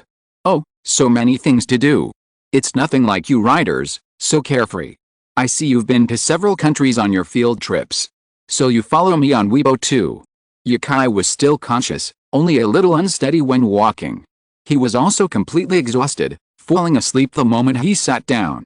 But Joe Kwan soon took him to Jinshu Garden. "Where do you live?" Joe Kwan asked. He had come here thinking he'd get drunk to cheer Yukai up, but he hadn't expected Yukai to drink, even less than he did. At least he hadn't drunk too much. Otherwise, if Yukai got drunk, he wouldn't be able to help him up with his size. Yukai looked at a building not far away and said, "This one." Joe Kwan looked at the building where Yukai lived and thought to himself, "One day I'll be able to buy a house in a place like this." The security guards at the residential complex were very strict. Seeing Yukai was unfamiliar, they insisted on verifying he was a homeowner before letting him in. The garden downstairs was also beautifully maintained, with various flower beds and colorful flowers. Water from an artificial river fed numerous small fountains. The fountain, located in the center of the garden, was circular and depicted various Western mythological figures using Western sculptural techniques. Although the water from the fountain was constantly circulating, Joe Kwan suspected it might also be used as a watering device. Yukai unlocked the door with his key, took off his shoes, and said, "Sit anywhere. If you need to rest, there are rooms where you can sleep. Just close the door when you leave." The furniture and appliances in the house were all included with the purchase. Yukai had very few personal belongings, just a suitcase and a travel backpack. After waking up at night, Yukai would go shopping at the supermarket, decorating the house to his liking. Joe Kai had no idea this was Yukai's new home. Upon entering, he took a look and remarked, "So you like this simple style?" "Why do you say that?" Yukai asked. Joe Kwan smiled and said, "After spending more time with you, I've noticed you're quite interested in Chinese studies, so I imagine you'll have Chinese paintings and calligraphy hanging in your home." The walls of the room were spotless, save for a large TV hanging on the living room wall. "That's true," Yukai replied. 2 factors had transformed Yukai's demeanor. One was his Taoist health-preserving skills, which transformed his spirit. The other was the reading skills he acquired at Yulu Academy. The more Yukai read, the more others felt he was full of stories. After sending Yukai home, Joe Kai felt his mission complete. So, after saying goodbye, he closed the door and left. Yukai couldn't see him off, so he undressed and lay down on the bed to sleep. Today had been relatively good, he hadn't lost consciousness. He even walked home on his own. It seemed his alcohol tolerance was starting to improve. From now on, he'd need 3 bottles of beer instead of just 2. Yukai didn't know how long he'd slept. He only knew he woke up with an urgent need to pee, threw off the covers, and rushed to the bathroom. When he emerged, the drunken look in his eyes had vanished. Seeing it was still early, Yukai went downstairs to the supermarket and bought a bunch of things. He returned home carrying 2 large white bags, mostly kitchen utensils, a few decorative items, and a set of clothes for the season. After decorating the kitchen, Yukai returned and spread out a sheet of rice paper on the table. Joe Kwan was right. This room was a bit too plain. It would be nice to add some interest with calligraphy and painting. And who in the world could be better at Chinese calligraphy and painting than himself?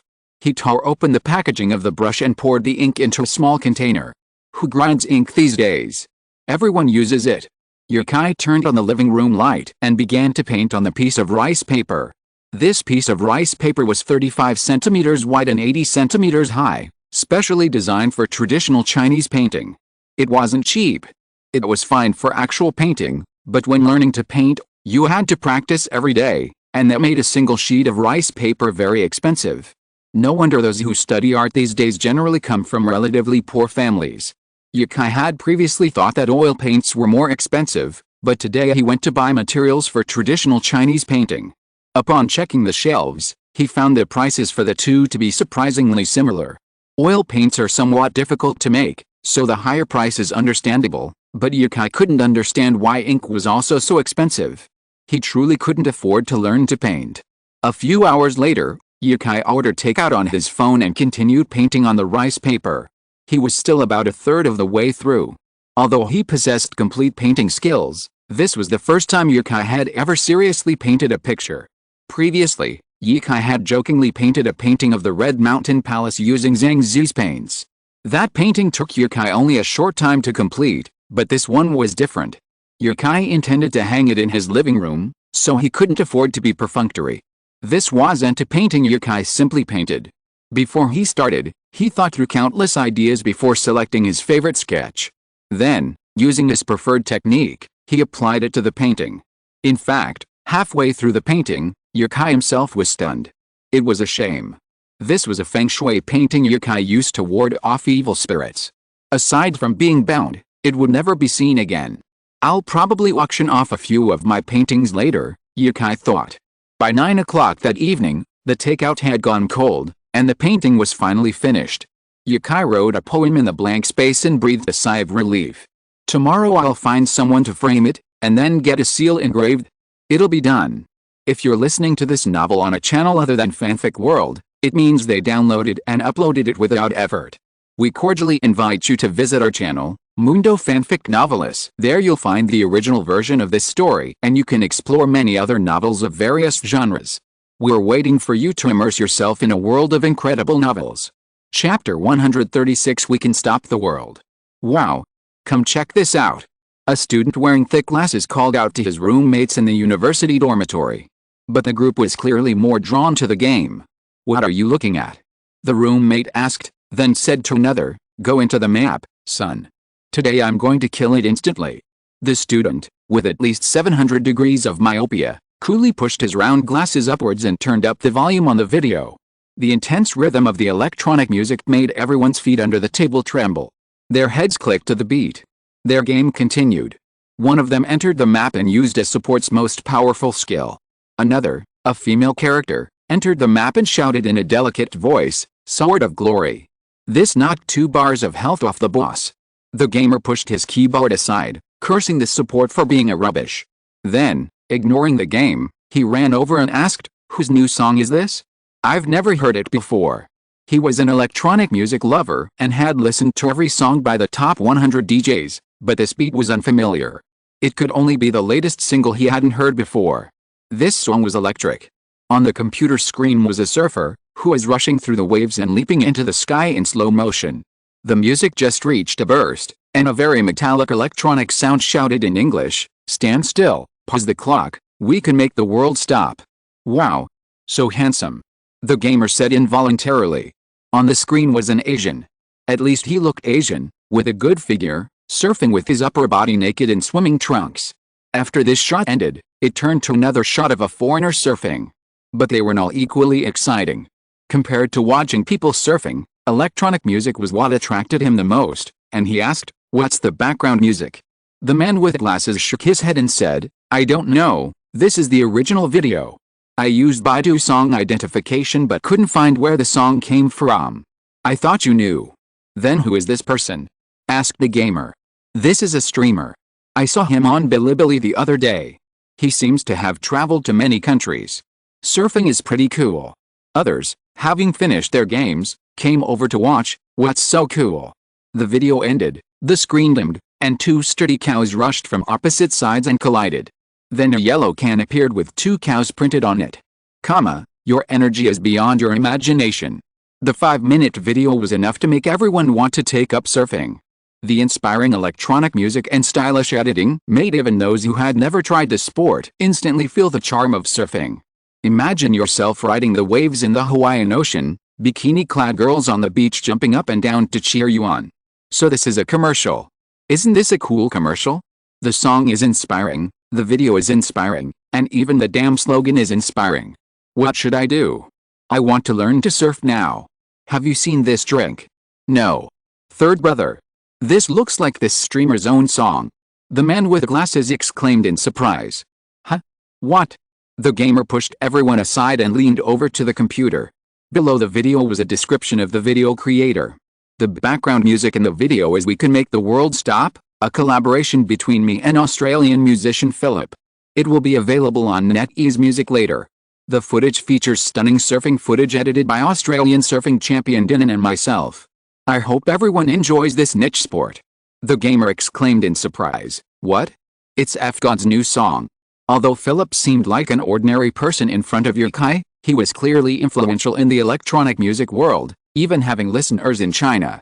Seeing the glasses man about to click replay, the gamer suddenly said, "Insert a coin before watching, so you don't forget it after you've watched it."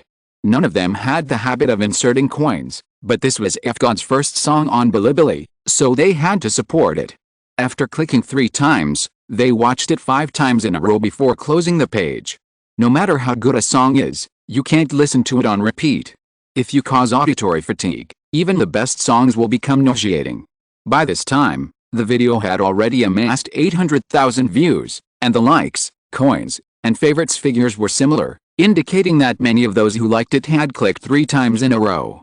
The gamer returned to his seat, looking at his gold medal with a dull look. He opened Bilibili and his group chat and began sharing the song with a group of people who also loved electronic music. March 17th is a holiday? What date is it now? Yukai looked at his watch. It was only March 2nd. Saoirse asked, "It's March 2nd today, so do you have time to come?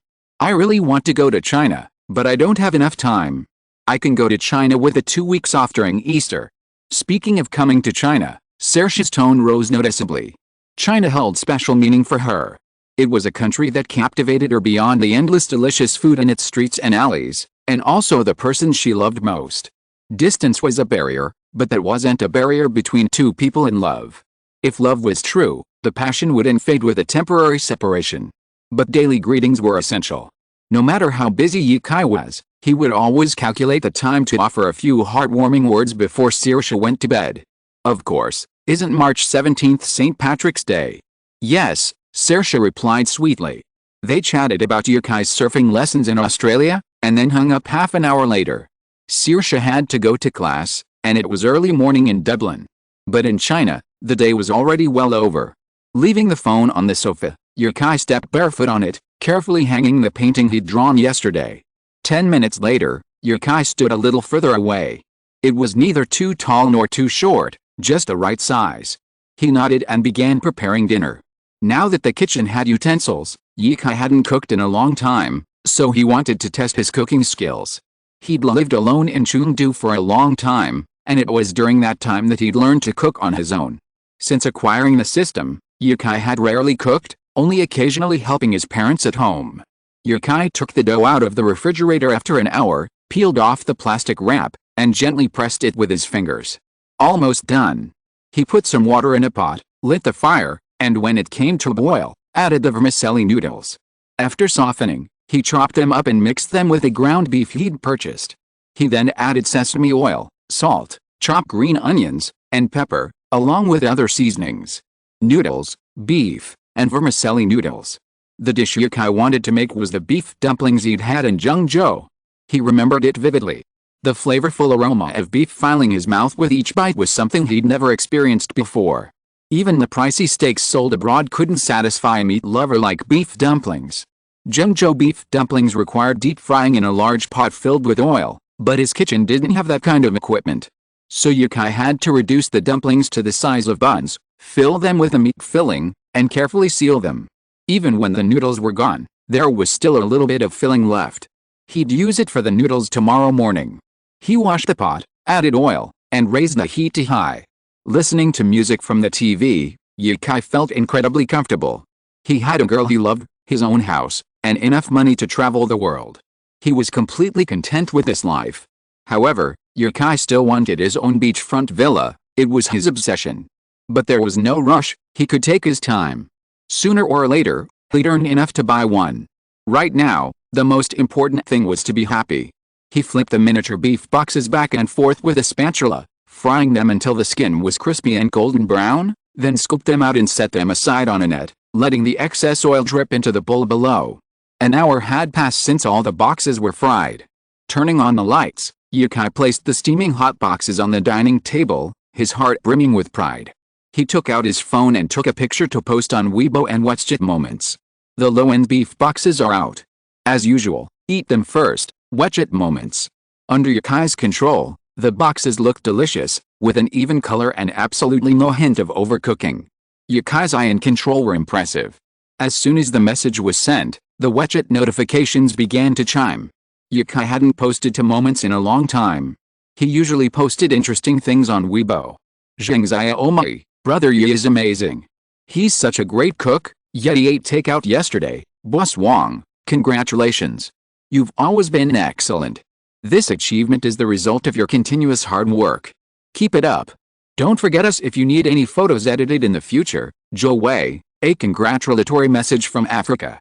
I'm so craving some. Josihu, that's beautiful. How is it? Can you save some for us? Yukai replied to Josihu, tell Sun Shang to come early tomorrow to get it. I'll save some for you. Yukai couldn't finish all this food himself. He had to go back to his grandfather's hometown tomorrow and leave around 10 o'clock. So if they wanted to eat, they had to come to Yukai's house around 8 or 9 o'clock, otherwise, no one would be home. The outer shell of the beef box had become brittle from the heat. The aroma was distinctly weedy, and the meaty flavor from the beef box lingered in the air, remarkably similar to the beef boxes I'd had in Zhengzhou. Carefully biting into the steamed bun-sized box, I discovered scalding ground beef beneath a 2 to 3 millimeter thick dough. The instant the dough broke, a burst of fragrance erupted, accompanied by steam rising from the air. The dough not only locked in the aroma but also the warmth, keeping the meat filling piping hot.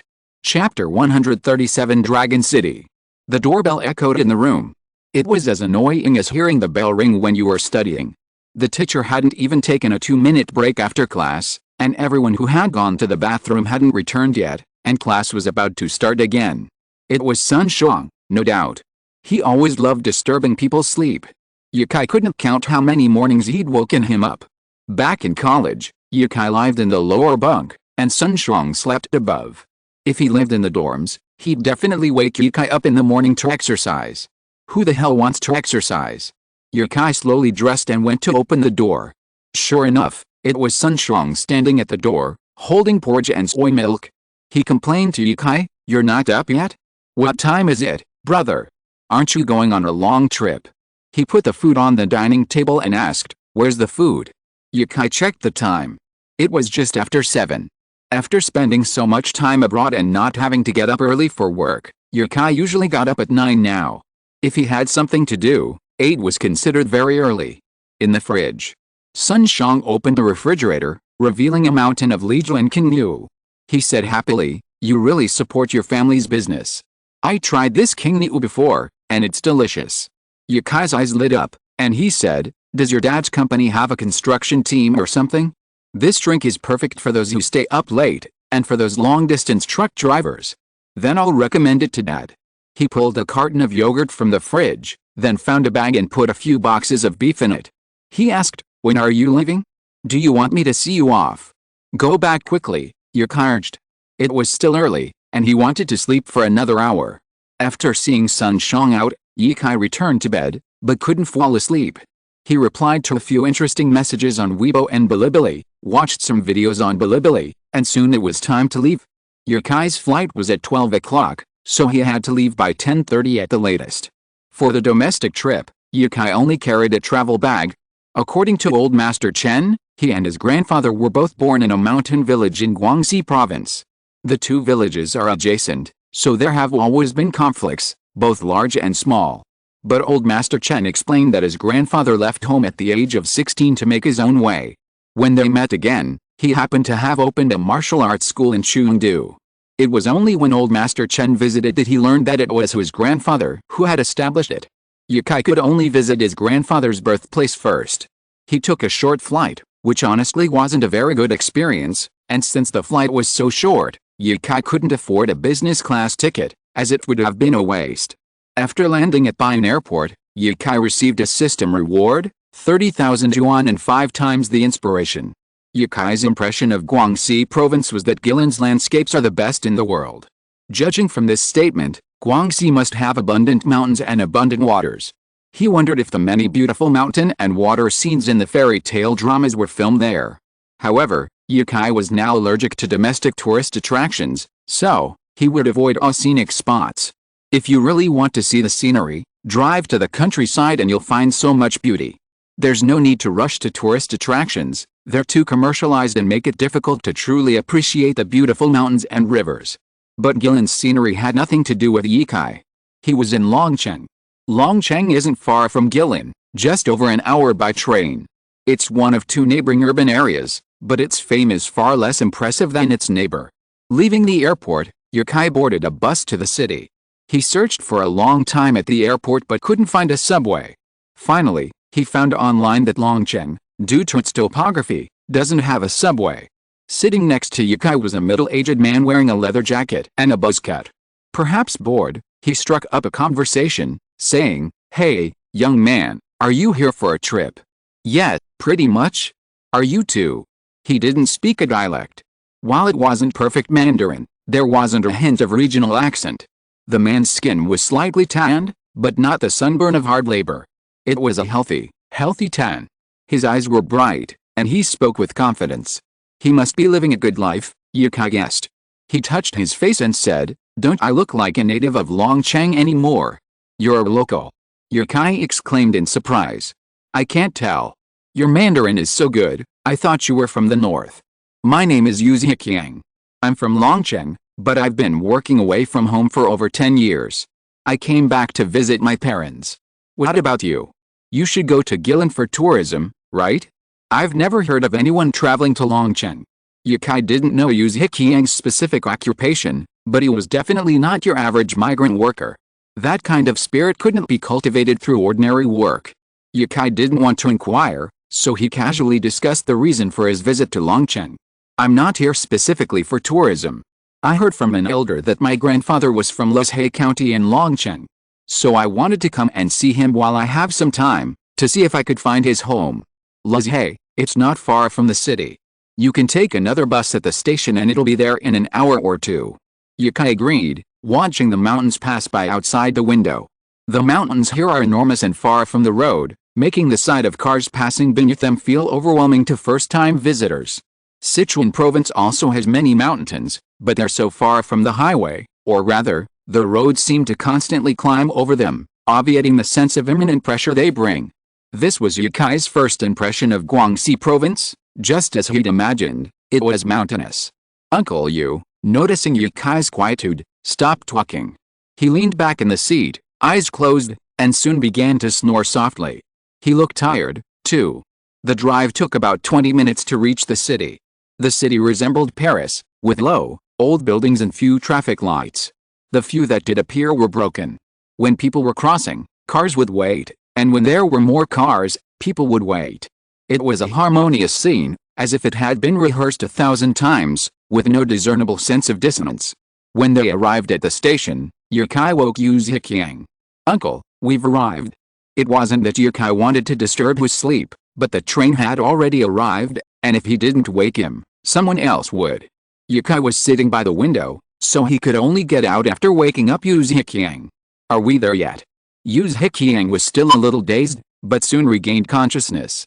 He took out a piece of paper and handed it to Yikai, saying, "You're going to look for your hometown, right? If you can't find it, call this number. Finding your roots is a big deal, and I can help if I can."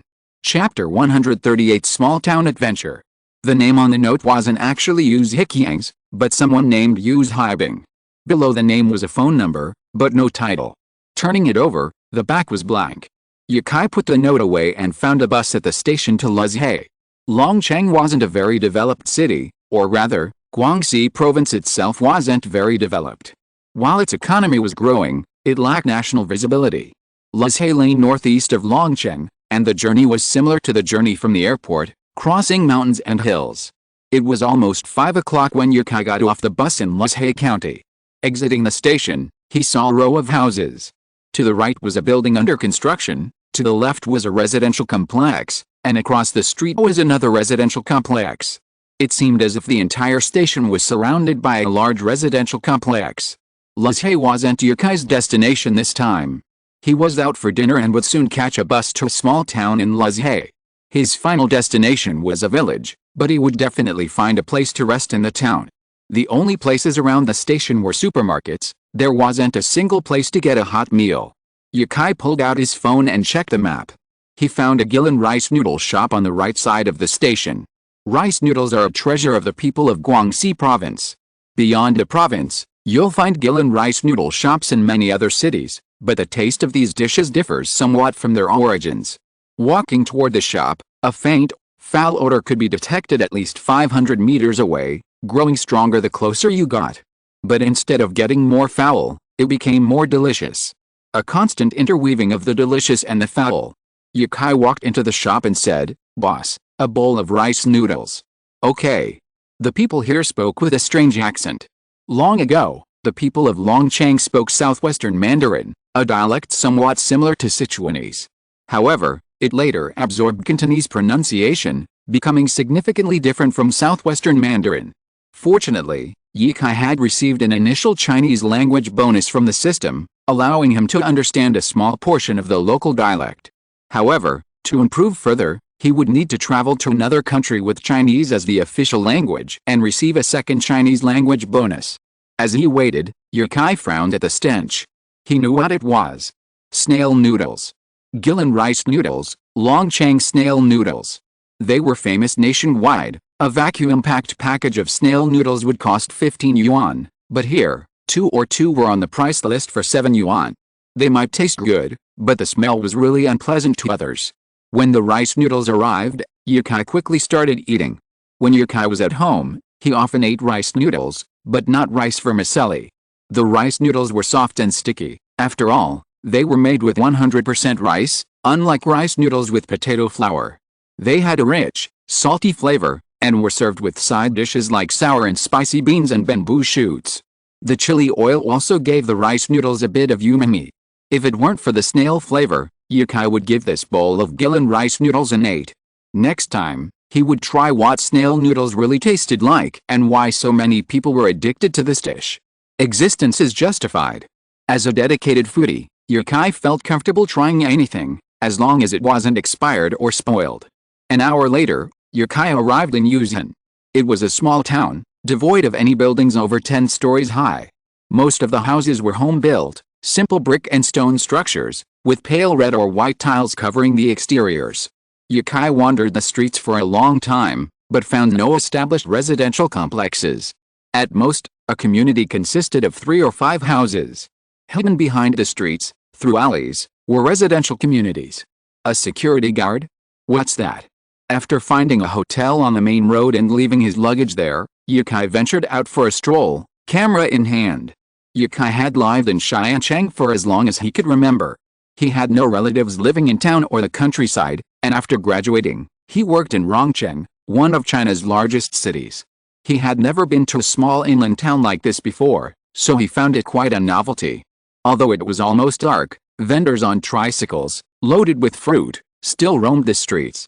Occasionally, elderly women sat on the curb, their chairs set before them. Seeing Yikai, they called out, "Handsome, shine your shoes." It turned out he was a shoe shiner. The aroma of snail noodles could still be clearly smelled here. Somehow, the scent of snail noodles could be felt from a great distance. Yikai could pinpoint the location of the noodles from across the street. The smell was incredibly penetrating. Just then, a group of people dressed in ethnic costumes walked back from outside the town. In fact, ethnic minorities these days rarely wear such heavy clothing at home. Was there some kind of festival going on today? Many glanced at Yikai as they passed by. His attire stood out in this small town. His carefully styled hair and the SLR camera he held didn't quite fit in with the town's atmosphere. But a smile is the most beautiful and friendly universal language, and Yikai understood that. He smiled warmly, the muscles around his eyes unconsciously contracting, giving his eyes a charming smile. "Hello." Several beautiful women walking beside Yikai exchanged bewildered glances, then burst into laughter and said to him, "Hello too. Who are you? Are you here for a tour?" "Yes." Seeing they answered his question, Yikai followed the girls and chatted for a while. He still didn't know why so many people had returned from outside. "What's the event today?" "Nothing, we're rehearsing." Rehearsing. Yikai quickly recalled festivals in March, but he only remembered the Qingge festival on the 3rd day of the 3rd lunar month, which was completely different from the 3rd day of the 3rd lunar month on the solar calendar. He suddenly realized something. The 3rd day of the 3rd lunar month wasn't far away. Yikai sighed, So that's how it is. Is this a March 3rd event? They've been rehearsing so early. The girls covered their mouths and laughed heartily. They were still very self-conscious about their appearance in front of the handsome guy, subconsciously managing to hide their teeth, a smile they normally wouldn't dare to think of. Yet, practice early. Maybe we'll even get a chance to perform in Longchen. Then I'm late today, Yukai said. I just arrived in Guangxi province today, and honestly, I haven't seen many people or houses with ethnic characteristics. Meeting you is my biggest surprise today. The introverted girl blushed, her face gradually reddening to her ears. Yukai then realized he had said the wrong thing and quickly skipped the subject, asking, are there many ethnic minorities here? Not many. Luckily, there wasn't anyone else around, otherwise Yukai would probably have been met with a cold stare or something. Without these costumes, these girls look just like the people we see on the streets of the city. They didn't speak their own language, but Mandarin tinged with Guangxi dialect. They were even shy when they heard Yukai speak so clearly. It was just a chat. Sometimes, you don't even need to understand everything someone says to get their point across. They were heading to the end of town, but Yukai didn't follow them, instead continuing his stroll. After getting permission, he took a picture of the shoe shiner. Standing by the street, Yukai was reviewing his photos when a loud bang, like a car tire exploding, came from a short distance away. His heart skipped a beat. He hadn't been holding his DSLR steady, and it fell the moment he let go. Fortunately, the strap was attached, or he would have been heartbroken. Recovering his hand from the DSLR, Yukai breathed a sigh of relief, wiping the non-existent sweat from his forehead. What went off? He wondered. The people around him seemed unfazed, no one looking towards the scene. But Yukai, curious, followed the sound of the explosion around a corner and onto another street. This street was packed with clothing vendors, but they were all street vendors selling masks, underwear, and small accessories. The thing that made the explosion was right after the corner. A man was holding a black, cylindrical object emitting white smoke and pouring it into a basket. The smoke was so thick that it was difficult to see what was inside. The white smoke drifted past Yukai's nose on the wind. What a nice smell. The man held an iron rod in his right hand and pounded on the black cylindrical iron pot, as if trying to knock something stuck inside. The smoke gradually dissipated, and what appeared before Yukai's eyes was popcorn? So this was the old-fashioned way of making popcorn? Yukai had only seen this method of making popcorn in textbooks, but this was the first time he had seen it in person. This thing was so loud, could it really not explode? It was a bit scary. Not far from the man, a woman was bagging popcorn. She tied the plastic bag differently than Yukai did. She twisted the bag around the edges a few times and then tied a slip knot to seal it securely. Yukai walked over to the woman and asked, "Boss, how much is this popcorn?" "3 yuan a bag." She placed her freshly sealed bag on the table, stacking it with the others. "Buy a bag?" she asked. "It's delicious. Many people come here specifically for this popcorn." Yukai noticed many people waiting in line, carrying their own popcorn kernels. A printed WeChat payment code was on the table, so Yukai took out his phone and scanned it for 3 yuan. He asked the woman, "How long does it usually take to pop a pot of popcorn like this?" "About 10 minutes. As he spoke, the man poured more dried corn into the iron pot. Yukai noticed that the container for the corn kernels was marked with a black marker, indicating a maximum capacity. Yukai wondered if adding more would cause the popcorn to fail.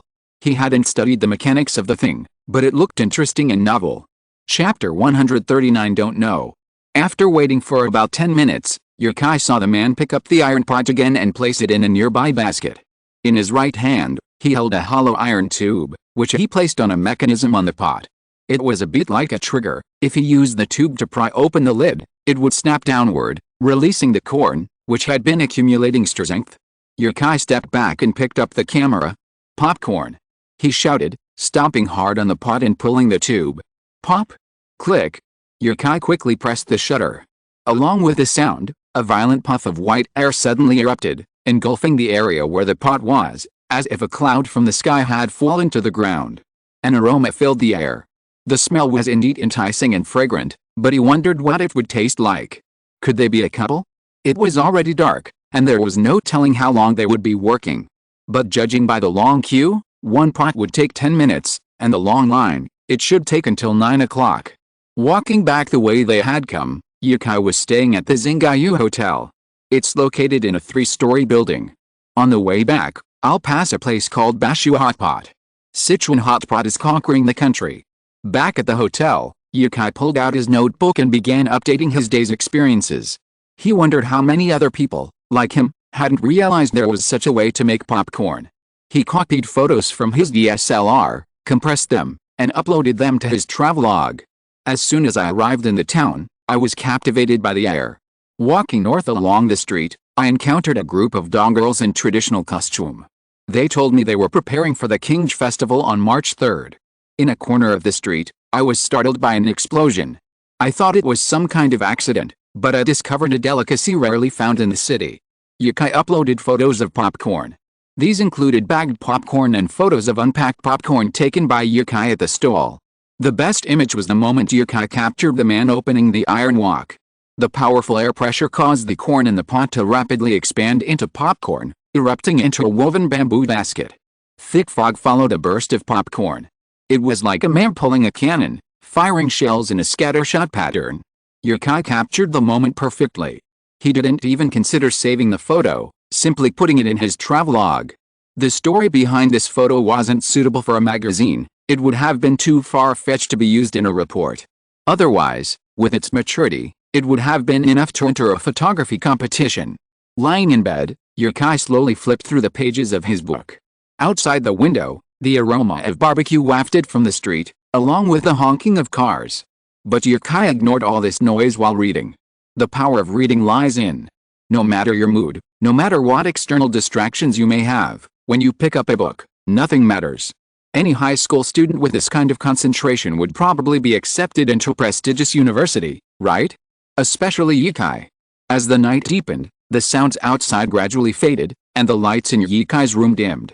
Gradually, the sounds of the street began to return. People carrying baskets and fresh vegetables began to sell. Housewives who got up early also came to pick vegetables. The new day was reviving. A few hours later, it was bright. Yukai woke up. He stretched, put the book on the quilt on the bedside table, stretched out his hand, and glanced at the time displayed on the smartwatch. It was 9 o'clock. It might be possible to go to bed early, but it was a bit difficult for Yukai to get up early. He lifted the quilt and went to the bathroom to wash up, then packed all his things into his backpack. After checking them one by one, he closed the door and went downstairs to check out. Heading towards Zhonggu village, the destination of this time. Maybe he can find his relatives. Thinking of this, Yukai was a little excited. His family always had a table full of people during the spring festival every year, and his uncle could go to his aunt's house, but his family was always deserted during the new year. Although he was used to it and didn't think much of it, it was always a bit uncomfortable to see other people's homes bustling with activity. Yukai, who set off with excitement, encountered the first problem at the station. There's no bus to Zhonggu village. Yukai paced back and forth at the station in disbelief. He'd gotten off the bus yesterday and hadn't come in. Now, upon entering, he realized there was no ticket office, let alone a conductor. Over a dozen buses were parked neatly inside the station. Yuzhen, Ziyang, Yuzhen, Lazhe. But Yukai didn't see any buses with Zhonggu village written on them.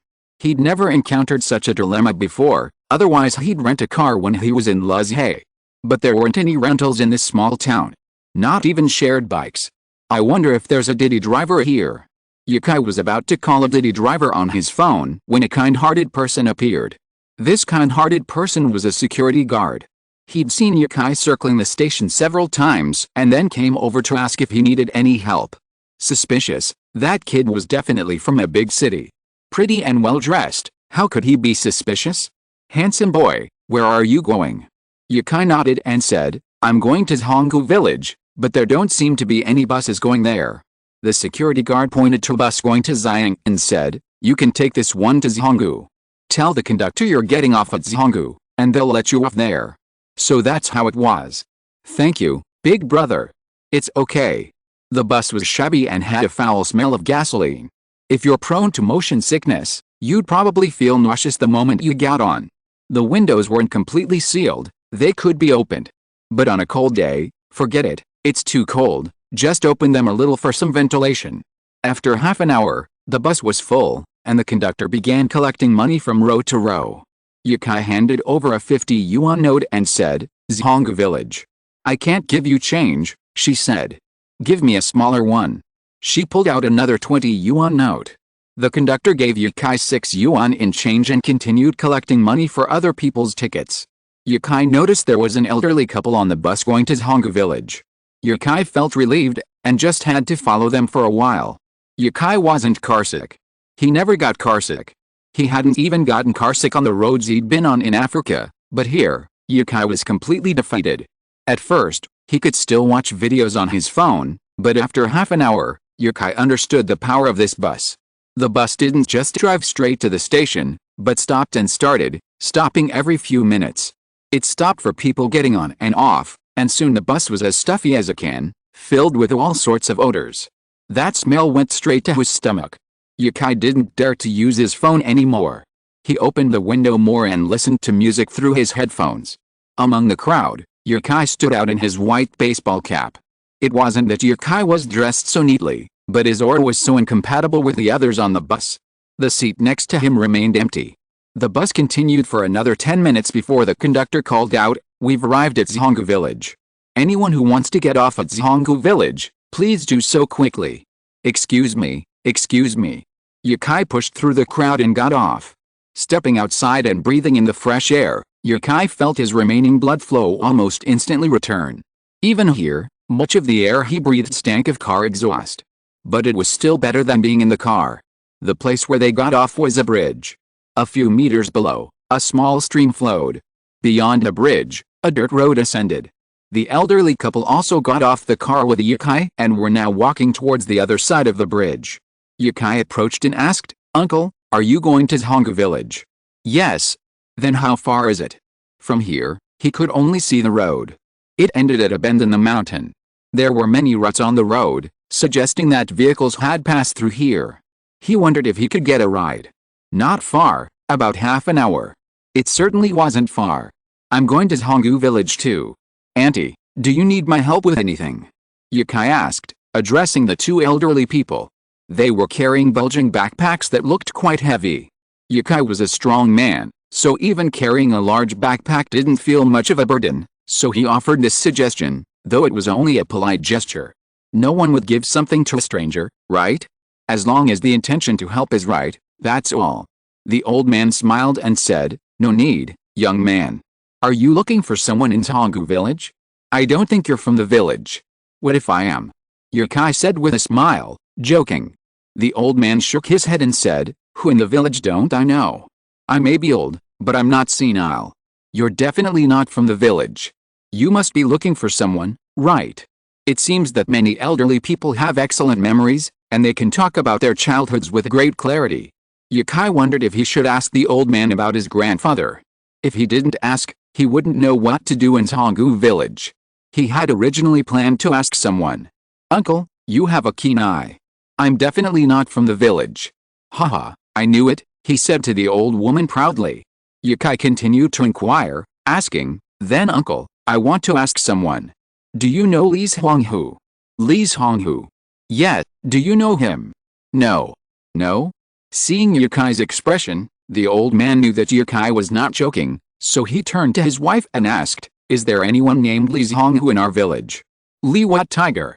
The old woman didn't hear clearly. Yukai continued, "This is my grandfather. He has been dead for many years. I only recently found out that his hometown is in Zhonggu village." "Uncle, you really don't know him?" "No." Yukai continued to ask, "Then do you know Chen Hong?" The old man recalled and said, "The one who practices martial arts." "That's right." Chapter 140, At the End of One's Rope? As long as he knew Old Man Chen, he knew the right place. After double-checking that it was Chen Hong, Yukai felt a little relieved. Perhaps the old man just couldn't remember him?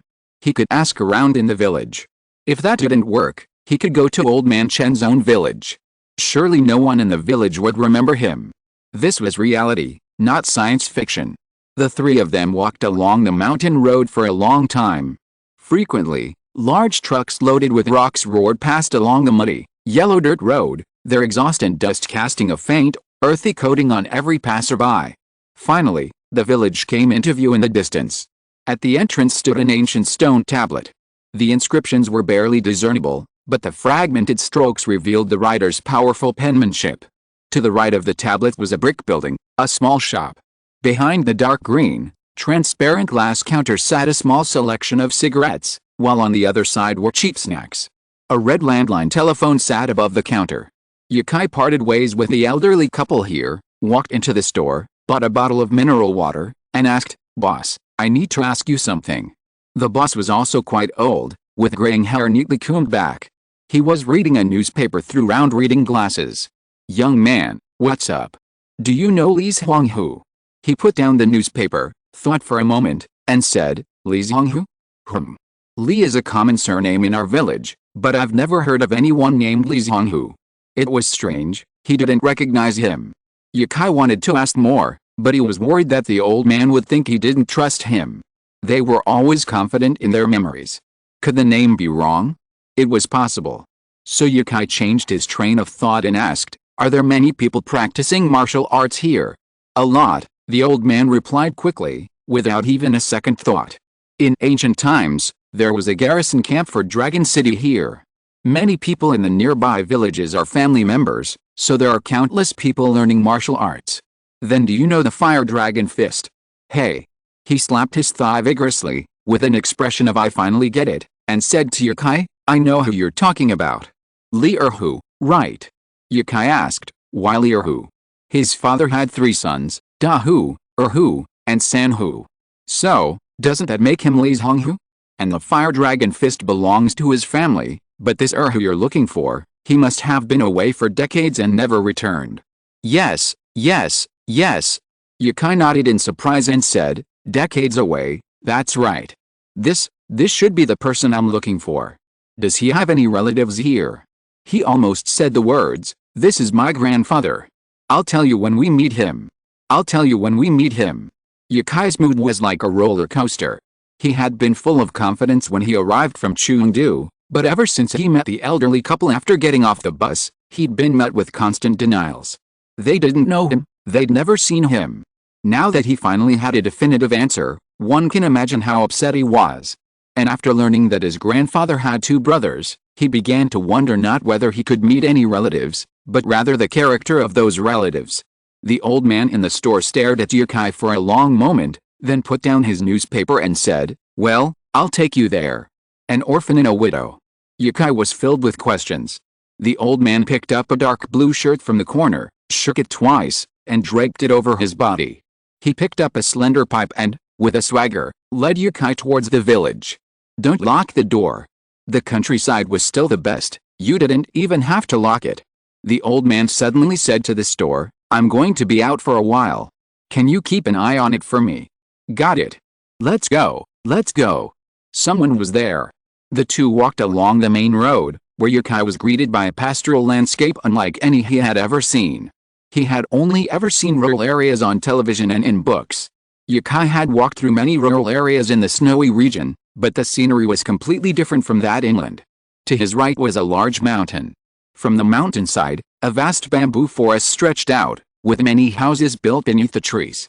At the base, rapeseed flowers blanketed the mountain. It looked like the retreat of a hero in a martial arts film.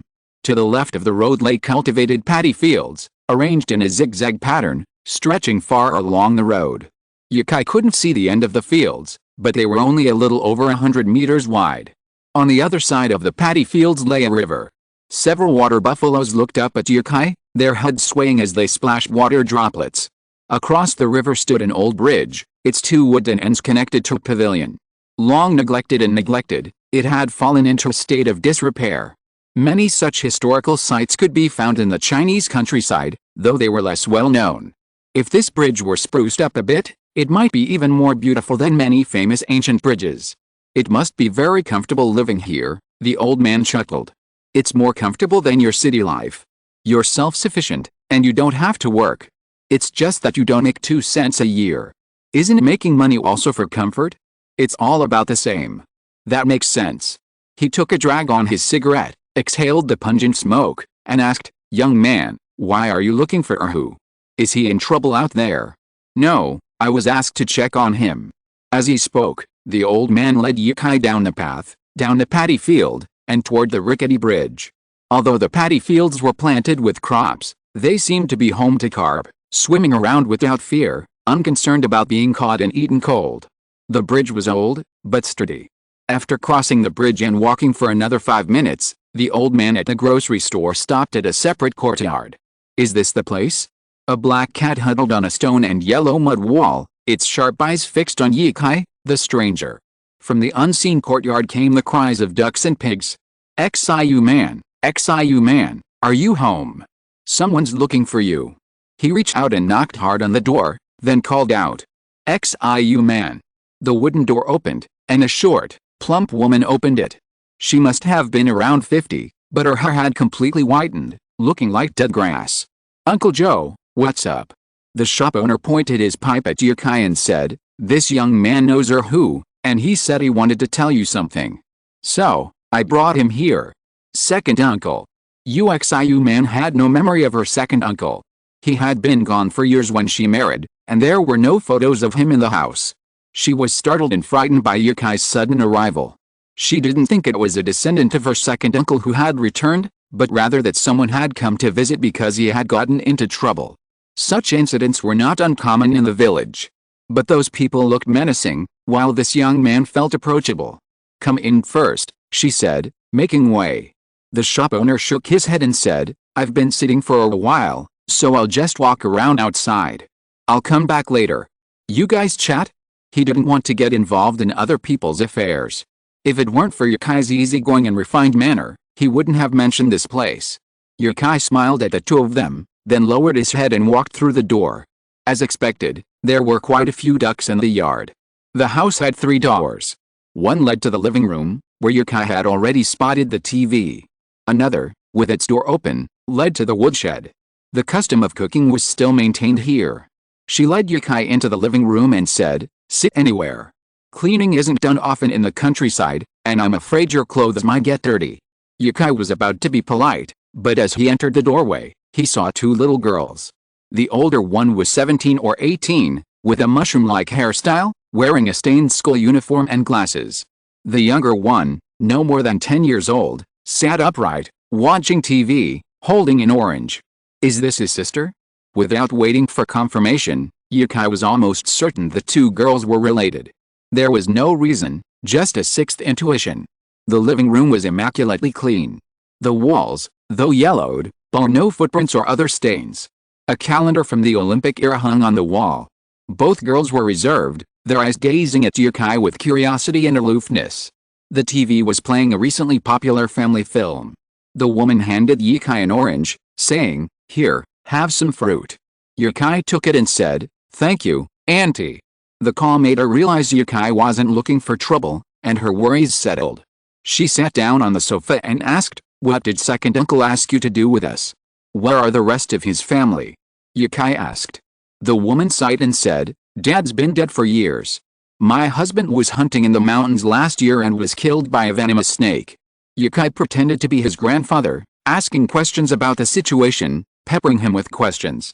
His eldest grandfather had died in childhood, and his younger grandfather had also died of illness.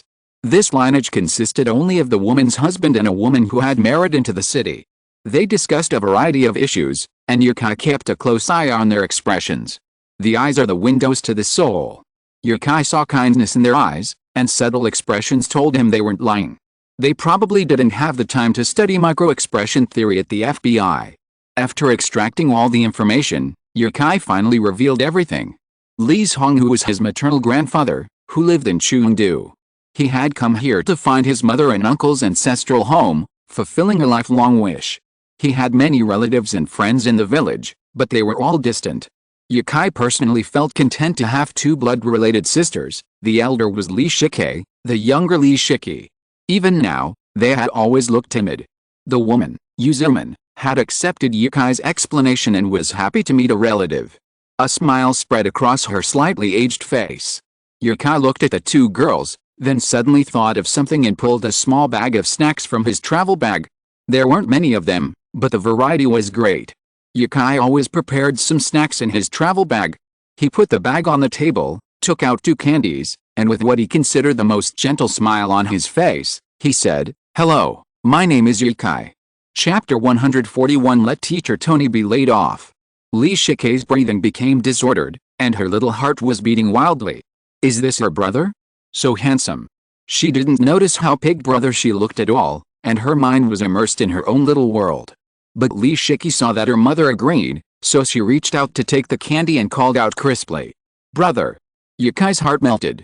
After having a farm meal here, Yukai asked if they had time to go to Rongcheng with him. Yuzuman thought about it for a long time, and finally refused Yukai.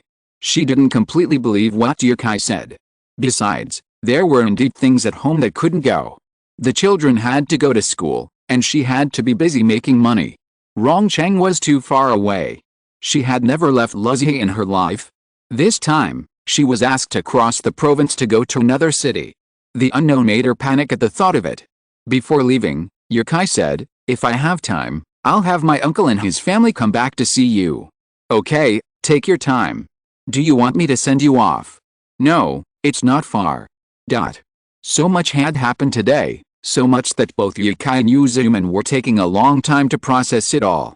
After all, a family of closely related relatives had suddenly appeared out of nowhere. Yukai walked alone on the path leading out of the village. He was overjoyed. He had already prepared for the worst, expecting to encounter a group of low-class, snobbish, and mean-spirited relatives, but he had never expected such a family.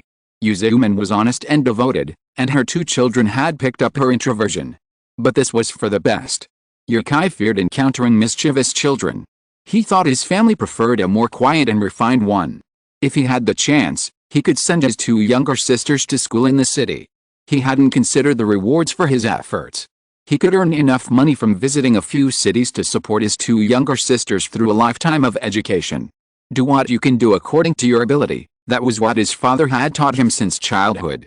At home, Yuzuman took the morning's cut grass to feed the pigs. Lee Shikei, holding the smartphone she'd received as a bonus for topping up her phone, slowly scrolled through Yukai's WhatsApp moments, the screen still stagnant. From top to bottom, Lee Shikei saw Australia, France, Africa, Saipan, Ireland. Yukai didn't post travelogues on WhatsApp moments, but occasionally, when he remembered, he'd post a few photos and write a few essays. Amazing. Her cousin was amazing. She bit her lower lip, hiding in her room, slowly reading each essay Yukai had written. Her cousin was such a talented writer, while she'd get scolded by the teacher for even writing an essay. Were they really family? She thought of her cousin's charming smile, then thought of herself looking in the mirror. Alice.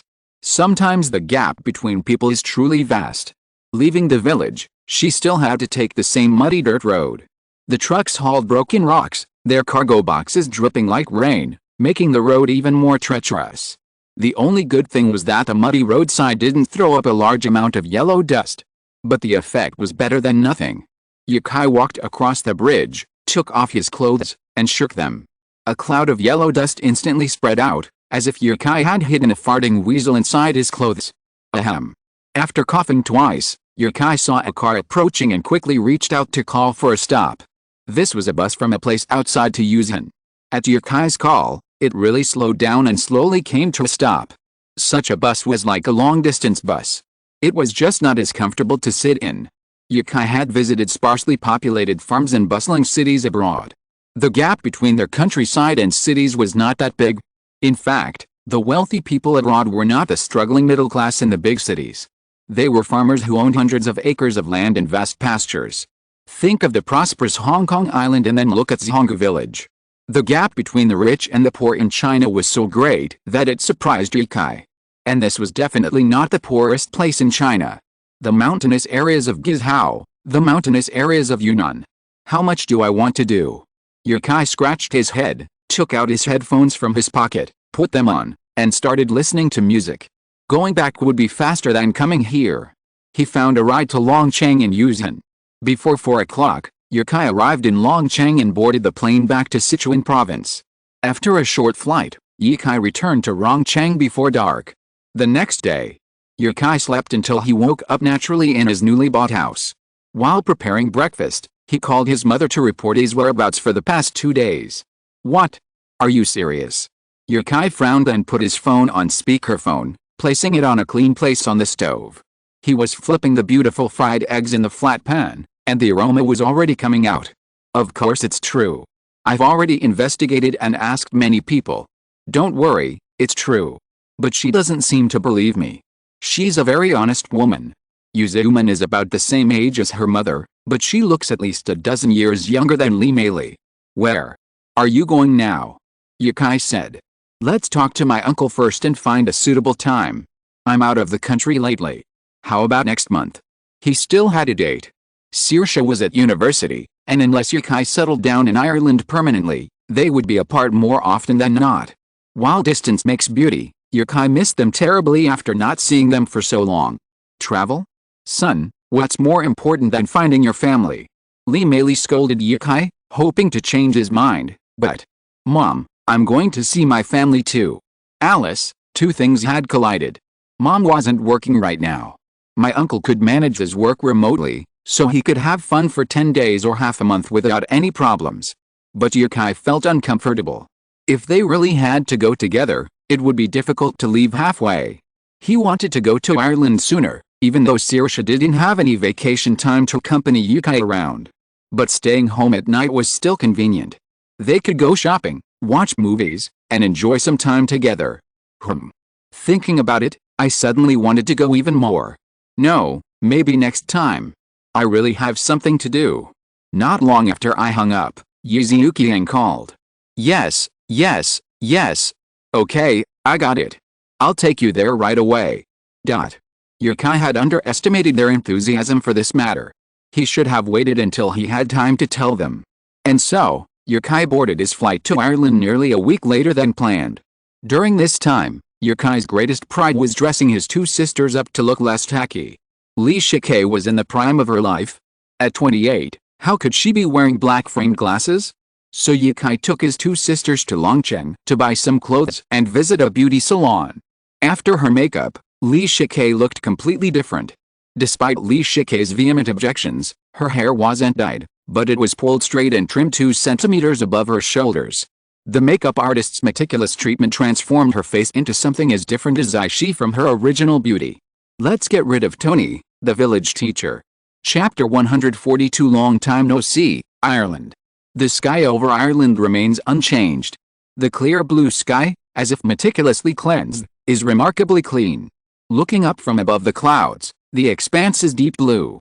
Below, sometimes a sea of clouds, sometimes the ocean. Open spaces are always refreshing.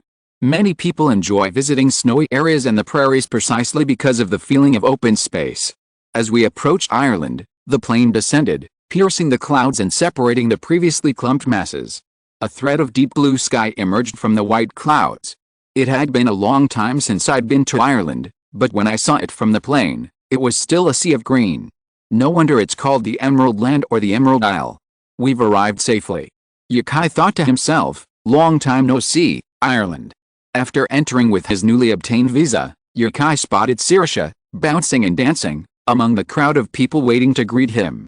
Her short, golden hair fluttered and fell with the rhythm of her dancing. Hey. Honey, I'm here. Yukai's heart was instantly filled with love, even swelling, his emotions overflowing in his mind. Yukai selectively forgot everyone around him, his eyes focused solely on Saoirse. Knowing she had classes that day, he'd prepared to go to Dublin alone. But he hadn't expected to see Saoirse's vibrant figure before he even left the airport. The line wasn't long, but Yukai felt it was slower than any other time in his life. When you feel time slowing down, it slows even more. Leaving the airport, the Irish sunshine warmly welcomed Yukai back. The fresh air, like a green Irish spirit, lingered around him, cheering and leaping for joy. Yukai had grown accustomed to Saoirse's way of thinking. As soon as he left the airport, he opened his arms and embraced her tightly. The greater the love, the closer the embrace. Saoirse stood on tiptoe, kissing every inch of Yukai's face, forgetting she'd applied lipstick for this moment. So, Yukai's face had grown multiple mouths. Puff. Ho ha ho ha. What are you laughing at? Nothing, I'm just happy to see you. Me too. The people around him smiled kindly at Yukai, and when he looked over, they nodded in friendly, welcoming gestures. Yukai said to Saoirse, do I get so many heads turning in the west? Looks like I'll need a mask and a hat wherever I go from now on. Ha ha ha, yes. Saoirse continued to laugh uncontrollably as she led Yikai to the airport parking lot. She pressed the key, and a red car beeped. "Have you taken your driver's license?" "No." Saoirse said so firmly that an uninitiated person might have thought she was saying yes. It took Yikai a moment to react and say, "You're driving without a license. What's the big deal? I'm a very steady driver." "Let me drive," Yikai said. He had already obtained an international driver's license, allowing him to drive freely within Ireland. Their laws impose heavy penalties for driving without a license, including imprisonment in serious cases. "You drive?" "Sure." Yikai took the keys and got in the driver's seat. He'd driven right-hand drive cars a few times before, so while he wasn't used to left-hand drive, he didn't feel the jerkiness that a novice might experience. Saoirse continued, "I'm a really good driver. The police here think I have a license." "That won't do either." Irish road signs constantly reminded Yikai, so even this seasoned driver was nervous when driving in Ireland, paying close attention to the road signs. Saoirse smiled and asked, "Would you rather take the road that's faster out of the city but has more accidents? Or would you rather take the road that has fewer accidents but is farther away?" "Shut up." Yikai checked the navigation and steadily drove to the building where Saoirse rented an apartment. He'd lived there for so long that he felt at home. After parking the car, Yikai wanted to say something to Saoirse, but she looked up and saw the lipstick on his face. Ha. Even if Yikai was slow to react, he knew something was wrong with his face and took a closer look in the rearview mirror. His face, neck, forehead, lip marks everywhere. "What the hell is this?" Yikai jumped, quickly finding tissues from his travel bag in the back seat and frantically wiping at his face. He was too embarrassed to face anyone. How many people had just looked at him? Yikai had thought his charm, captivating both the East and the West, was truly beyond measure, but in reality, he'd been laughed at the entire way. "Haha, it's not wiping off. Let me help you." Saoirse found a wet tissue from somewhere and came over to Yikai, carefully wiping it. Her bright eyes darted back and forth at Yikai's familiar face, a smile spreading across her face. "Look at what you've done," Yikai said. "A little bit." As they left Ireland, Yikai took a picture of the street from his current location. It was as if time had been frozen by Yikai's camera, and nothing had changed in all that time. The wandering singer playing guitar in the distance, the bakery wafting the aroma of wheat, and their favorite restaurant. Saoirse treaded on a curb, staggering forward. Yikai followed behind, hands in his pockets. He was mainly worried she'd fall. With Saoirse's personality, high heels were a lifelong foreclosure. Yikai couldn't imagine what it would be like to be in high heels, unable to run or jump. Saoirse had become a lady? How could that be? "What are we having for dinner today?" Saoirse turned to Yikai and asked, "Pasta? Or potato pancakes?" "Honey, do you remember the potato festival when we first met?" "Of course I do." At times like these, even if you've completely forgotten, you'd still have to say you remember. Only a fool would say you don't remember. I even won a potato peeling competition. They gave me a lot of potatoes, and I gave them all away. What's wrong? Why are you bringing this up all of a sudden? Yikai asked. You gave them away. Saoirse said regretfully. The potatoes are so expensive these days, and they make really delicious potato pancakes. I'll come back tomorrow and make some for you. As they walked toward the restaurant, they passed a girl singing and playing guitar. Was that a familiar rhythm? Yikai looked at Saoirse, who was looking back at him. Soon, the girl began to sing. It was a song Yikai had written for Saoirse, about a girl from Galway. She plays violin in an Irish band. The two of them stood by the roadside, listening to the song. Yikai whispered in her ear, "Do you want to know what song I originally wanted to write for you? If you're listening to this novel on a channel other than Fanfic World, it means they downloaded and uploaded it without effort. We cordially invite you to visit our channel, Mundo Fanfic Novelis. There you'll find the original version of this story and you can explore many other novels of various genres. We're waiting for you to immerse yourself in a world of incredible novels. Chapter 143 Give you a surprise. Is there love at first sight? Yes. Once a person has their own outlook on life and their own perspective on choosing a partner, a person takes up residence in their heart, the one they most cherish and desire to spend their life with. But you never know who that person is. In the course of your life, you'll meet countless people. There will always be someone who shares the same appearance and personality as the one deep in your heart. You'll meet her on the most beautiful day, and in that moment, you'll feel, this is the person I love most, the one I love most, the one I want to spend my life with. Whether it was pure innocence or love at first sight, Yukai fell in love with Saoirse the moment he met her, but at the time, considering their different countries and different perspectives on life, he never expressed his affection. Who would have thought that while drinking in a Dublin pub, Yukai would meet Saoirse again? Was this fate destined for him, he wondered. Drinking and dancing. A group of people tap danced on the dance floor. Saoirse's smile was so genuine, and she held Yukai's hand, unfazed by his clumsy steps. She patiently taught him the moves. Wait here for a moment, Yukai said to Saoirse. He made his way through the crowd, found the young woman who had just finished singing a song, and placed €100 in her guitar bag. He whispered, "Hello, thank you for singing this song. I'm the author of it." The girl, still thanking Yukai for the €100, immediately looked up and met his eyes. Oh my god, it was really him. "Can I borrow your guitar?" "Sure, of course you can."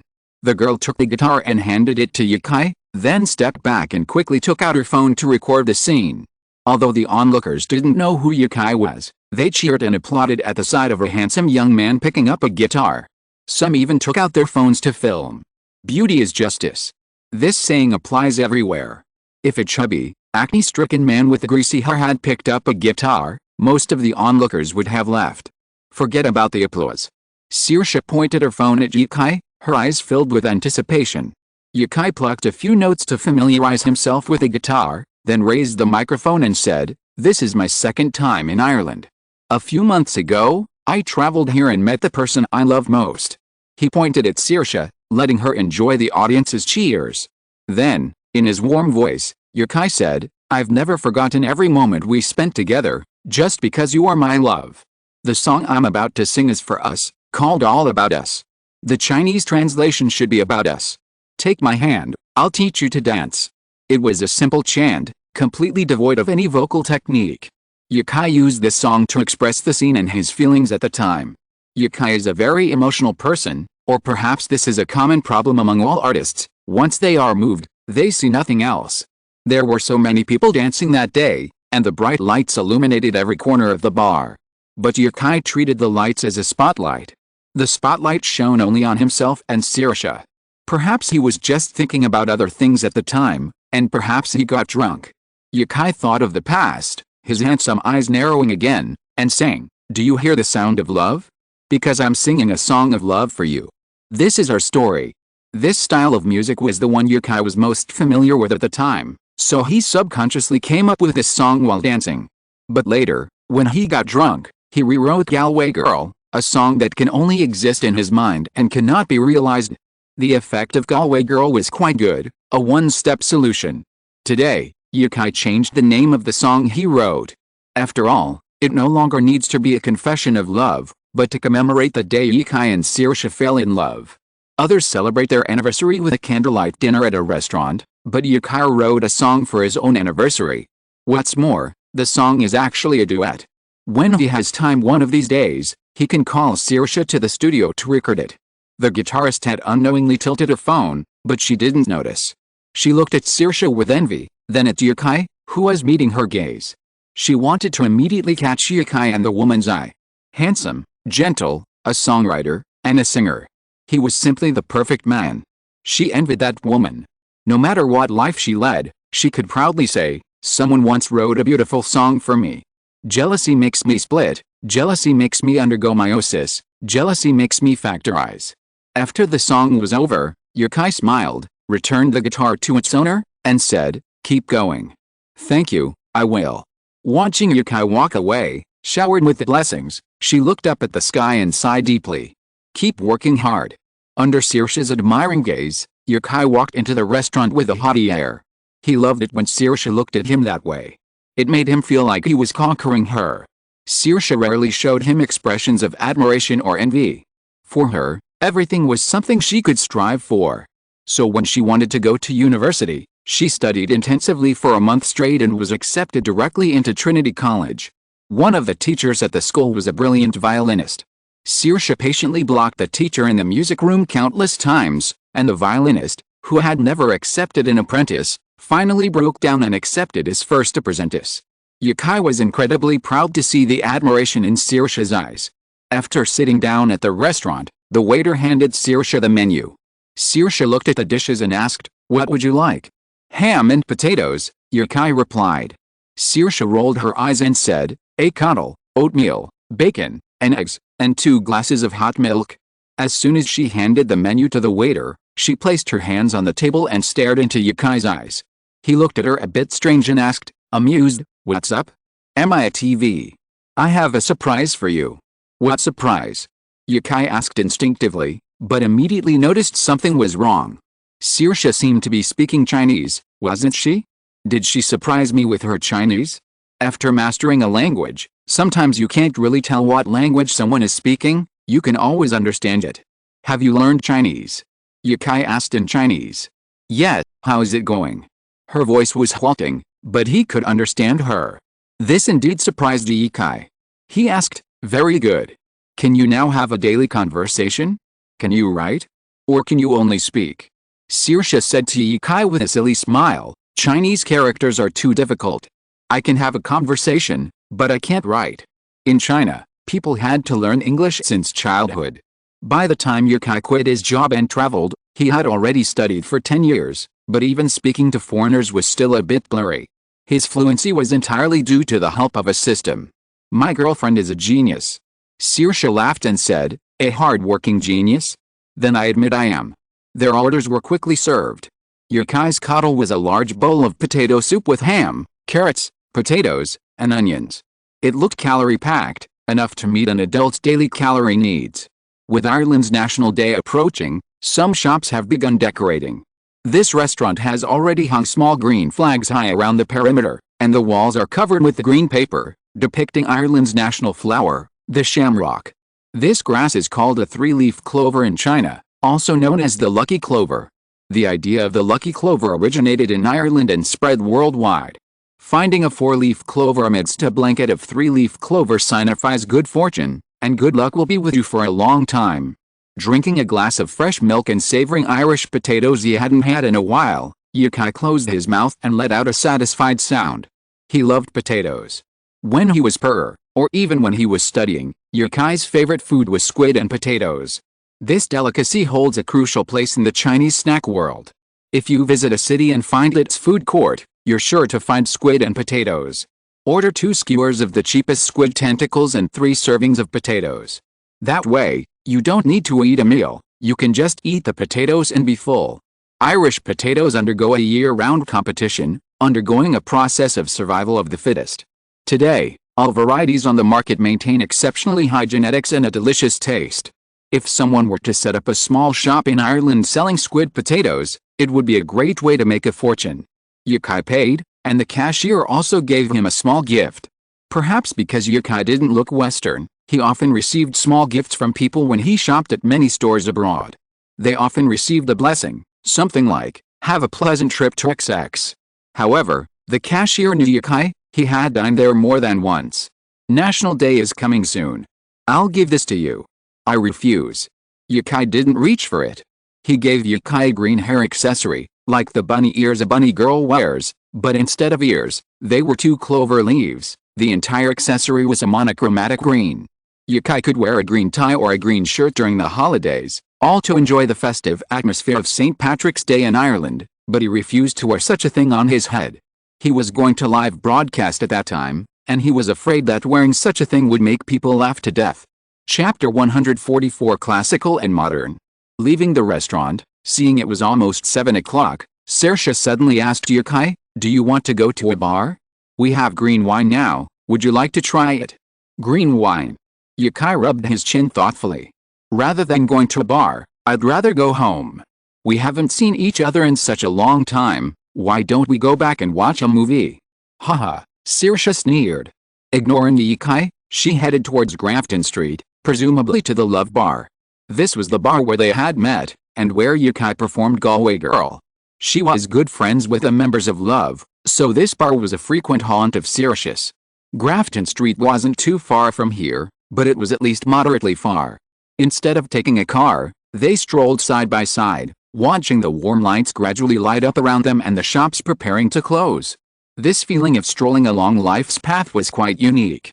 They moved very close, and finally Yukai reached out and took Saoirse's hand, interlocking their fingers. March had begun to warm up in China, but it was still quite cold in Ireland. The crowds thickened as they entered Grafton. There were still a lot of people, undeterred by the darkness. The streets were brightly lit, and tourists, oblivious to the fading light, walked in pairs. Yukai and Saoirse blended in perfectly. The tourists included Chinese, Koreans, Indians, even Egyptians, a diverse mix, all coming for the Green Hat Festival in a few days. The countries Yukai had visited were generally sparsely populated, like Australia and Ireland, with low population densities. Therefore, it was unusual to see so many people walking on a single street in Ireland. Yukai had made it to two of Ireland's busiest times, Halloween and National Day. They made their way through the crowds to the Love Bar. Pushing open the low wooden door, they descended the stairs. The music in the bar gradually became clearer, the familiar Irish folk music transporting them back to the Middle Ages. Celtic folk music always evokes a sense of knights, elves, dragons, holy swords, and adventure. If you're making a game set in medieval Europe, using Celtic folk music as background music is a surefire way to go. The bearded bartender first spotted Saoirse and exclaimed, "Look, who's here?" "Saoirse. Oh, that kid's here too." Yukai was stunned. What did he mean by that kid? The bar was secluded, mostly filled with regulars. Saoirse used to be a regular, but she hadn't been there in a while since school. Yukai, on the other hand, was a complete stranger to some of them. He'd only been there once. Many people remembered Yukai as someone with a poor drinking capacity, Saoirse's boyfriend, or someone with a good voice. But Yukai had no idea how to fix his drinking problem. It was innate, and even his talent couldn't save him. What could he do? Yukai felt hopeless. He had always loved the sense of emptiness he felt after a few drinks. And yet, he got drunk so easily. Arriving, Yukai prepared to find a place to sit. Saoirse expertly ran over to the band, snatched a violin from a girl, and ran up to Yukai. "I wrote a violin piece. Please listen to it for me. I don't expect you to give me any advice, just listen as an audience member." "Huh? You underestimate me.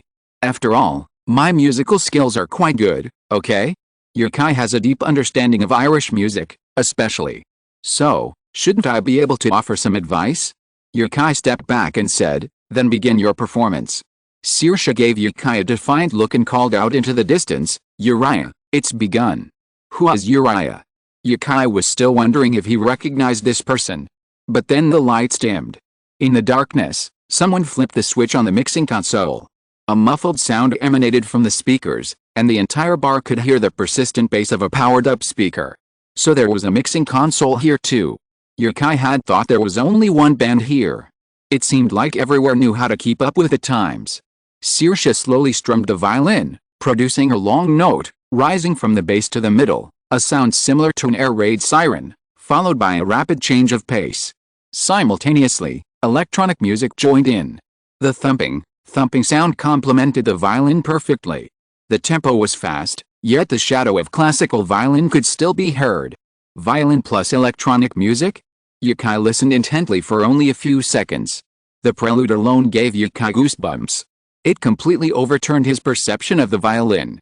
It turned out that the violin could not only be so sad and elegant, but also so passionate. The combination of violin and modern electronic music was a fusion of the classical and the modern. Yukai had never expected the song to blend so well, and Saoirse had written it herself.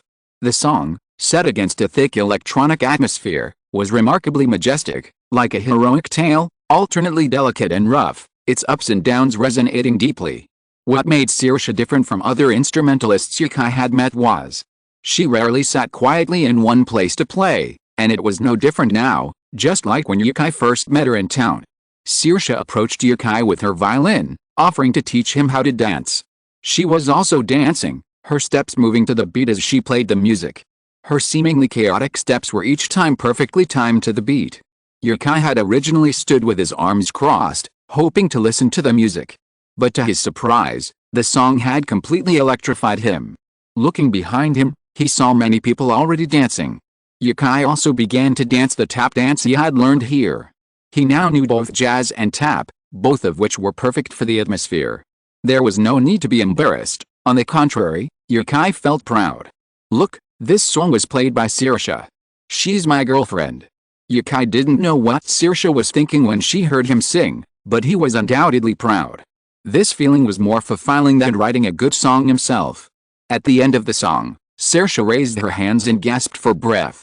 Dancing like this was indeed very tiring. Saoirse suddenly shouted loudly and ran towards Yukai, hugging him and saying, "Yee! How is it? How about my song? You dance really beautifully." Chapter 145 Drinking Game. Saoirse's exhilarated mood was caught off guard by Yukai's response. She held on to Yukai's hands, motionless. She seemed to be pondering something. "I asked you how I played, why did you say I danced well?" Seeing Saoirse's naive expression, Yukai pinched her smooth little hand and said with a smile, "Of course it's good. The dancing is beautiful, and the playing is also very beautiful." This song shares the same aesthetic as Yukai's sleepy head, both using song to unfold an epic story. However, in terms of maturity, Yukai's song was superior. There was no need to explain this to Saoirse. Saoirse giggled at Yukai's assessment, then pulled away from his hand, saying, "I'll go get some wine. I won't be home until I'm drunk tonight." She must have been preparing this song for a long time. Is she even trying to compete with me? Yukai smiled, thinking to himself, how impressive. Many people around him looked at Yukai with curious, inquiring eyes. Yukai nodded politely, his gaze calm. They were wondering why Yukai was Saoirse's boyfriend. Was it just his good looks? That's right. Soon, Saoirse arrived with 2 beers. Knowing Yukai's drinking capacity, she chose not the bar's best-selling green whiskey. It's really green beer. From a distance, it looked like a witch's potion. Isn't that a common scene in anime? An old, evil witch with a strange nose, stirring a pot of medieval European stew with an iron rod. The pot was a green, bubbling liquid. Yukai took the beer and held it up to the light, examining it closely, as if trying to detect any lingering dark magic in the bubbles rising from the glass. Saoirse took a sip and said, "Drink it, it's harmless." Aside from the green color, everything else, from the bubbles to the smell, was just ordinary beer. Yukai took a sip as well. He didn't know if it was just a mental trick, but it tasted sweeter than the beer he had last time he visited Ireland. Ireland has many unique characteristics, and its drinking culture is one of them.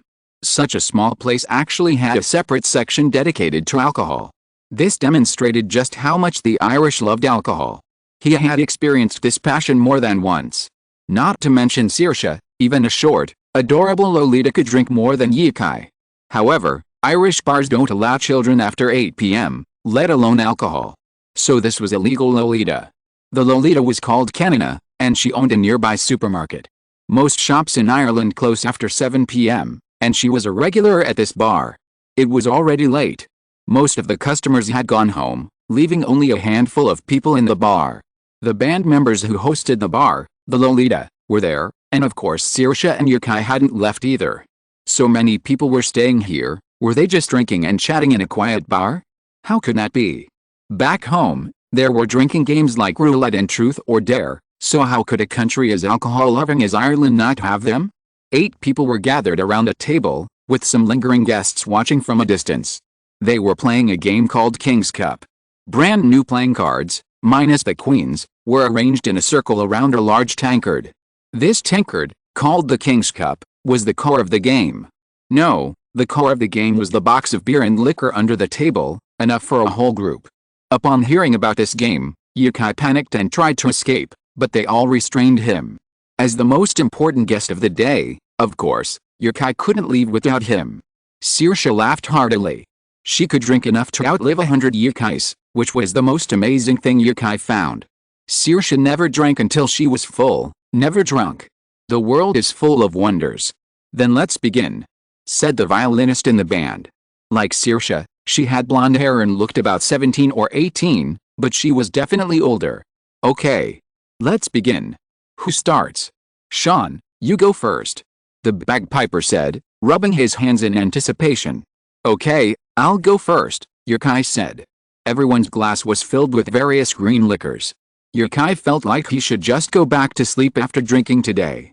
Tomorrow morning, he'd wake up as a green man, a miniature Hulk. Yukai carefully drew a card from the cards covering his glass. Before he could even examine it, Saoirse, who sat next to him, snatched it away. When Yukai looked over, she bit her tongue and smiled at him. A pleasant female voice said, "No. You can't snatch it." The violinist in the band stood up and started a fight with Saoirse. The girl snatched the card and handed it to Yukai, saying, "You can only see it yourself.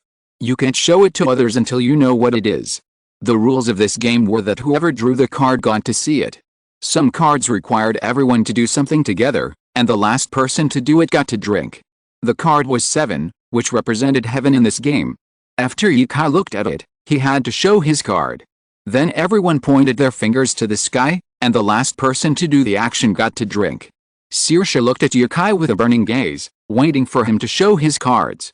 Yukai flung the cards onto the table with his left hand and quickly pointed his right hand toward the sky. The others, completely oblivious to the number on the cards, instinctively followed his lead the moment Yukai raised his hand. Or perhaps pointing to the ceiling, the meaning was the same. The last person to make the move was Kanina. She glanced at Saoirse, hummed endearingly, and then downed her glass of wine in one gulp. Her movements were incredibly smooth and efficient. Yukai envied her, wishing he could drink so effortlessly someday. Saoirse was the next person to draw a card. The game was played in a clockwise or counterclockwise fashion, with each player drawing a card until the end. Saoirse revealed her card, a king. The name of this game is King's Cup. If drawing a king wasn't interesting, why would it be called King's Cup? She poured the contents of her glass into the large cup in the middle of the cards. This was the King's Cup. The first 3 people to draw a king could pour their drinks into the King's Cup, whether it was a cocktail, beer, or whiskey. You can pour whatever you want, in whatever amount you want. The 4th person who draws the king will be in trouble.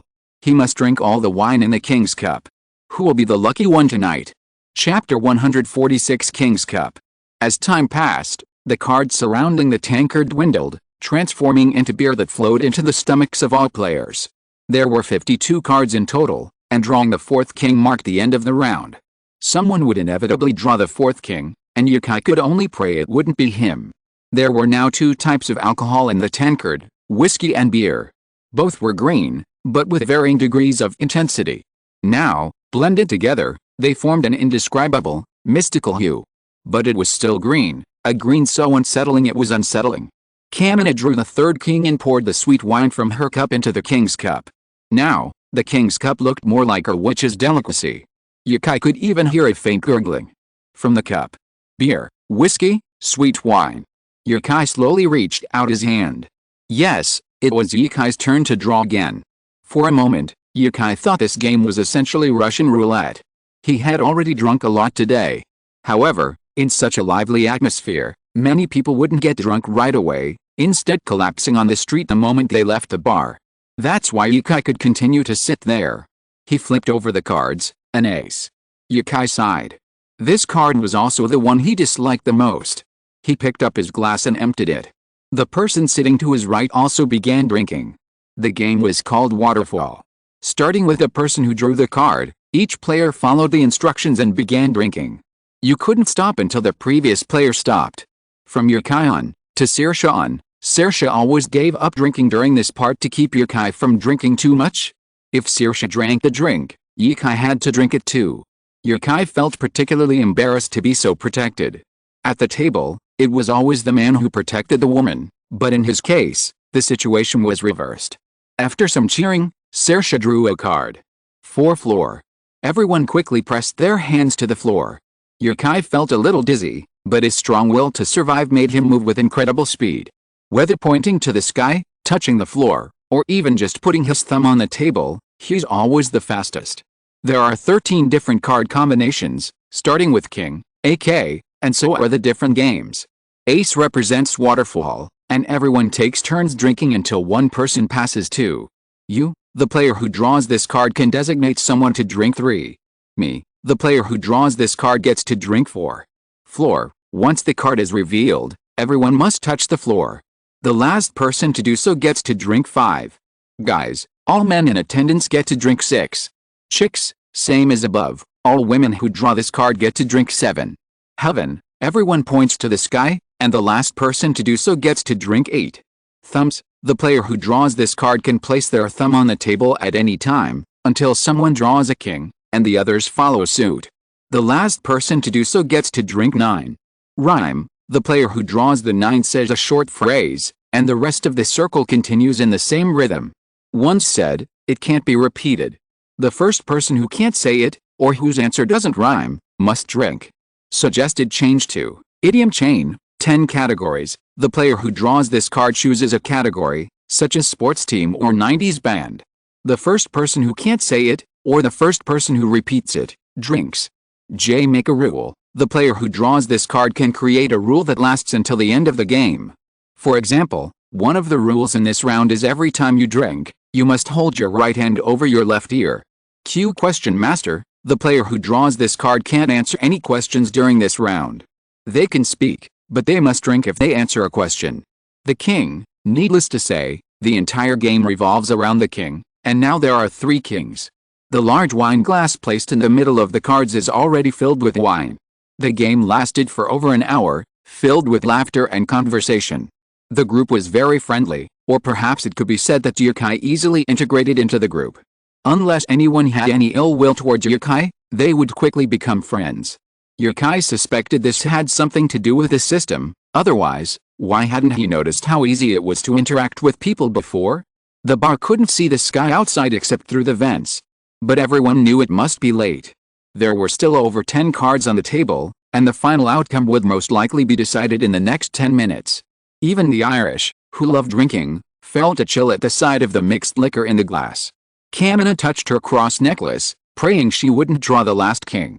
She closed her eyes and reached out, and fate, guiding her, landed on the card farthest from the glass. Still keeping her eyes closed, she gently flipped over the card. Ha ha ha. Wow. Why don't you open your eyes and look? Hearing her friend's laughter, Kamina grew even more nervous. In a childish voice, she asked, "Is it a king? Did I draw it? No way, you must be kidding me." She resolutely opened her eyes and looked at the card she'd flipped over and clutched tightly. It was a king. "Oh my God!" she exclaimed. Throwing the cards on the table, she looked grief-stricken and indignant, beating her chest and stamping her feet. She said, "God doesn't love me anymore, he has abandoned me. How could I, who is favored by God, draw the last king? How childish." As expected, every lolly is a treasure. Yokai didn't expect that foreigners could be so childish. At this time, Kamina looked like a two-dimensional character in anime from an island country. But that's the rule of the game. In the end, she slowly drank the wine in the king's cup, with a flush on her face, but she was much better than Yokai. Tonight, Yokai and Saoirse slept in the lounge on the bottom floor of the bar. Yokai really couldn't walk anymore, and everything he saw was double. Saoirse supported Yukai's hand and walked downstairs. The others looked at each other and said, "Okay, let's all go home tonight." The band's bagpiper said, "I'll leave the bar to you. We'll see you tomorrow. Yo. Be sure to take care of yourselves." Saoirse reached over, grabbed an empty can from the table, and threw it at them, yelling, "Get lost." Yokai, still drunk, rolled his eyes at their teasing. Honestly, who'd be in the mood? Yokai just wanted a good night's sleep. There were still many days ahead, and the years would be peaceful. He had friends, loved ones, music, and wine. It was pretty good. Chapter 147 The Terrible Teacher. Every country has its little habits that foreigners struggle to understand. Take, for example, the pervasive smell of urine in Paris. Or the fact that shops in Ireland close at 7:30 every day. Imagine living in Ireland for a long time and running out of toilet paper at 8 p.m., how devastating it would be. Well, these are minor issues. Yokai's biggest problem right now is the constant cold winds from the Atlantic Ocean that whip through the Irish wilderness, forcing him to abandon his plans to leave Dublin and venture out into the wild. It's also made him realize for the first time that the city can actually be a form of protection. Now he's confined to his home, bored and fiddling with his camera. Saoirse's rented house in Dublin is a 2-story house on the riverbank. Every morning, she hears the calls of waterfowl, and occasionally, seagulls fly in from the ocean along the River Liffey. There's a small balcony beneath the window, planted with brightly colored flowers. Opening the window, letting the breeze ruffle her hair, smelling the fragrance of the flowers wafting from the balcony, and listening to the bird song, not quite melodious, but reminiscent of freedom, can actually create a quite tranquil and peaceful atmosphere. Yukai suddenly had an interesting thought. He put on his down jacket and grabbed his camera. He headed out to Saoirse's school, Trinity College. Yukai had been there the last time he was in Dublin. His impression of the school was the many young university students sitting on the lawn outside, studying. He was also deeply impressed by the magical architecture of the library. He hadn't been able to enter the college the previous time, but now, under the pretext of looking for Saoirse, he thought he could visit the students' classes. He was curious about the differences between teaching methods in Western universities and those in China. He found a taxi and drove 10 minutes through Dublin's charming streets to Trinity College. It was 2 o'clock in the afternoon, and although the sun was high in the sky, its power was barely noticeable. The beautifully manicured lawn was no longer occupied by many students quietly studying. Instead, it was filled with tourists from all over the world, smiling broadly as they stepped on the lawn, taking selfies or having others take photos. He wanted to capture his own smile in front of an Irish university. I walked along the cobblestone path to the college's teaching area. At the entrance stood a small room, about 20 to 30 square meters. Inside, a handsome man was reading a classic. Yukai said, "Hello. Hello, what's up? My girlfriend's in class, and I want to surprise her. Can you help me?" Perhaps it was because Yukai spoke in a rather Irish way, so the man guarding the gate asked in a friendly manner, "Son, how can I help you? Do you want me to buy you a bouquet of flowers?" "Flowers? That's a great idea. Why hadn't I thought of that before? Is that okay? I just wanted to go in and see her. Now that you mention it, it just reminds me I've never given her flowers before. Is there any flower shop around here?" I was so remiss. The man laughed and asked, "Son, how old are you? Are you attending university in Ireland?" "Sorry, I'm 24. I graduated from a university in China." "Oh, you're really young. I know a girl who sells flowers. I can put her in touch with her. Would you like to have them delivered to the classroom? I bet you wouldn't want to walk into school with flowers." I really thought so. What's wrong with that? Yukai's fluent Irish accented English convinced him of the young man from China. After telling him Saoirse's name and class, Yukai entered the school through this corridor. As he turned the corner and ascended the stairs, Yukai heard someone shout, "Hi." They let him in. "Why?" "Because I'm not a tourist now." Yukai chuckled as he walked along the fairy-tale-like corridors into the teaching area of Trinity College. Many ancient paintings hung in corridors even older than the college itself. Many were self-portraits, depicting famous people who had graduated from the college. Most of them weren't painted by famous artists, but they were all as lifelike as Mona Lisa. Walking through these corridors, Yukai felt as if the people in the paintings were staring back at him. He never knew when they would burst out laughing. "Look, a handsome foreign guy just walked by." In reality, Yukai made no secret of his admiration for the paintings. Yukai was particularly fond of Oscar Wilde. He was one of the earliest people Yukai knew who was full of toxic chicken soup. For example, he said, "Hard work is but a refuge for those who have nothing to do." Or he mocked marriage. "What is the main cause of divorce? Marriage." Ugh, wasn't that quite to the point? This was Wilde. The proud Wilde, like a wise old man, said, "When I was young, I thought money was the most important thing in the world. As I grew older, I realized it was really so." It's hard to imagine this person was from the 19th century. Tourists from all over the world were rare here. The only people walking around were university students, many of whom were international students. Despite the diverse skin colors, the atmosphere was harmonious. It was common to see local and international students walking past Yukai, chatting and laughing together. Walking around this campus made Yukai feel like he was stepping into a medieval painting. Everywhere he looked, he saw scenes he'd wanted to photograph. This exotic atmosphere fueled his creative drive. In analysis, Yukai's love for foreign cultures stems from the vast differences between him and them, creating a sense of beauty and emotion in his heart. Yukai stopped a classmate walking by and asked, "Hello, did you know there's a class with Professor Sommerfield today?" The man Yukai stopped was a curly-haired young man, books under his arm. He asked, "Yes, I'm on my way there. Are you a new exchange student? Do you want to audit this class?" Although Yukai was only 24, he looked very young, and could easily dress in a school uniform to pass as a college student. He felt a little proud knowing this person mistook him for an exchange student. "Yes, I need to attend class, but I can't find the classroom. The curly-haired student was very enthusiastic and said to Yukai, "Then I'll come with you. Class is about to start." "Where are you from?" "Are you from South Korea?" "I'm Chinese." "Sorry, your English is so good, I didn't realize you were from." "There are a lot of Chinese students here. My roommate is Chinese, but his English isn't as good as yours. There really aren't many people who are better than me. I've won the English award several times." The curly-haired student led Yukai through a small garden, about 200 square meters, surrounded by buildings, before they arrived at the classroom Yukai was looking for.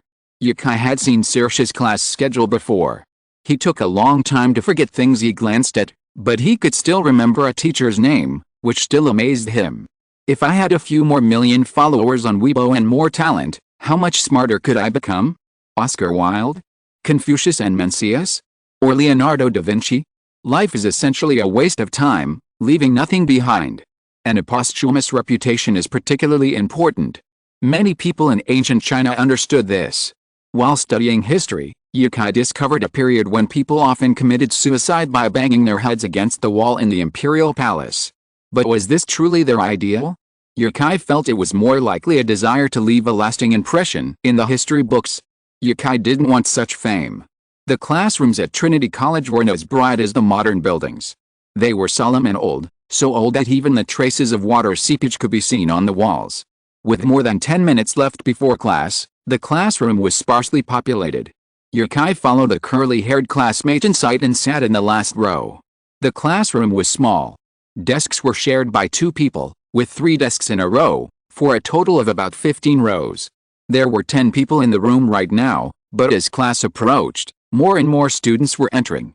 Yukai played with his phone, glancing at the door from the corner of his eye. Saoirse walked into the classroom, chatting and laughing with a female classmate, unaware that Yukai was there. At school, Saoirse was a different kind of beauty than usual. Her smile, as she chatted with her friends, was far more youthful than her smile outside. It seemed the shackles imposed by school on students weren't limited to China. Sunlight streamed through the transparent windows onto Yukai's desk, and turning his head, he could see the neat, lush green lawn outside. It was time for class, and a teacher dressed in black Irish robes entered the classroom, carrying a thick book. The professor was about 35, probably no more than 40. He had jet black hair, styled straight. It was rare to see a man with long, straight hair, as few could pull it off.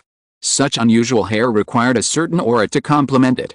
The professor had a serious expression from the moment he entered. "Today we're continuing our Gaelic study. Last time, I asked you to explain a poem in Gaelic. You all looked so confident, I guess you've memorized it by heart." Yukai observed the students. No one expressed confidence, even Saoirse, who kept her head down. This teacher was truly terrifying.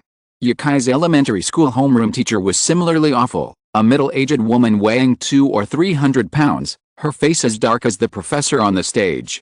She was one of the shadows of Yukai's childhood. At the end of the day, she stood at the podium and said, "I asked you to recite ancient poems this morning. I'm sure you've all done that in your spare time. Okay, stay after school today and recite poems. You can't leave until you've memorized them." It's been so many years now, but recalling it now brings a certain nostalgia.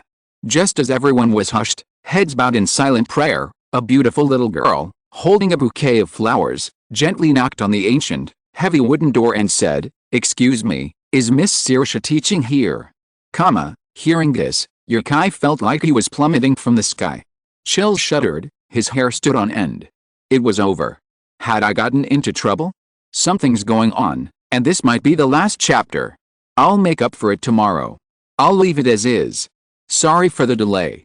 I recommend 2 books written by young ladies. The author is single. If there are single young ladies, you can join the group and contact me. Restart the road to superstardom and sign in at the start and get it building.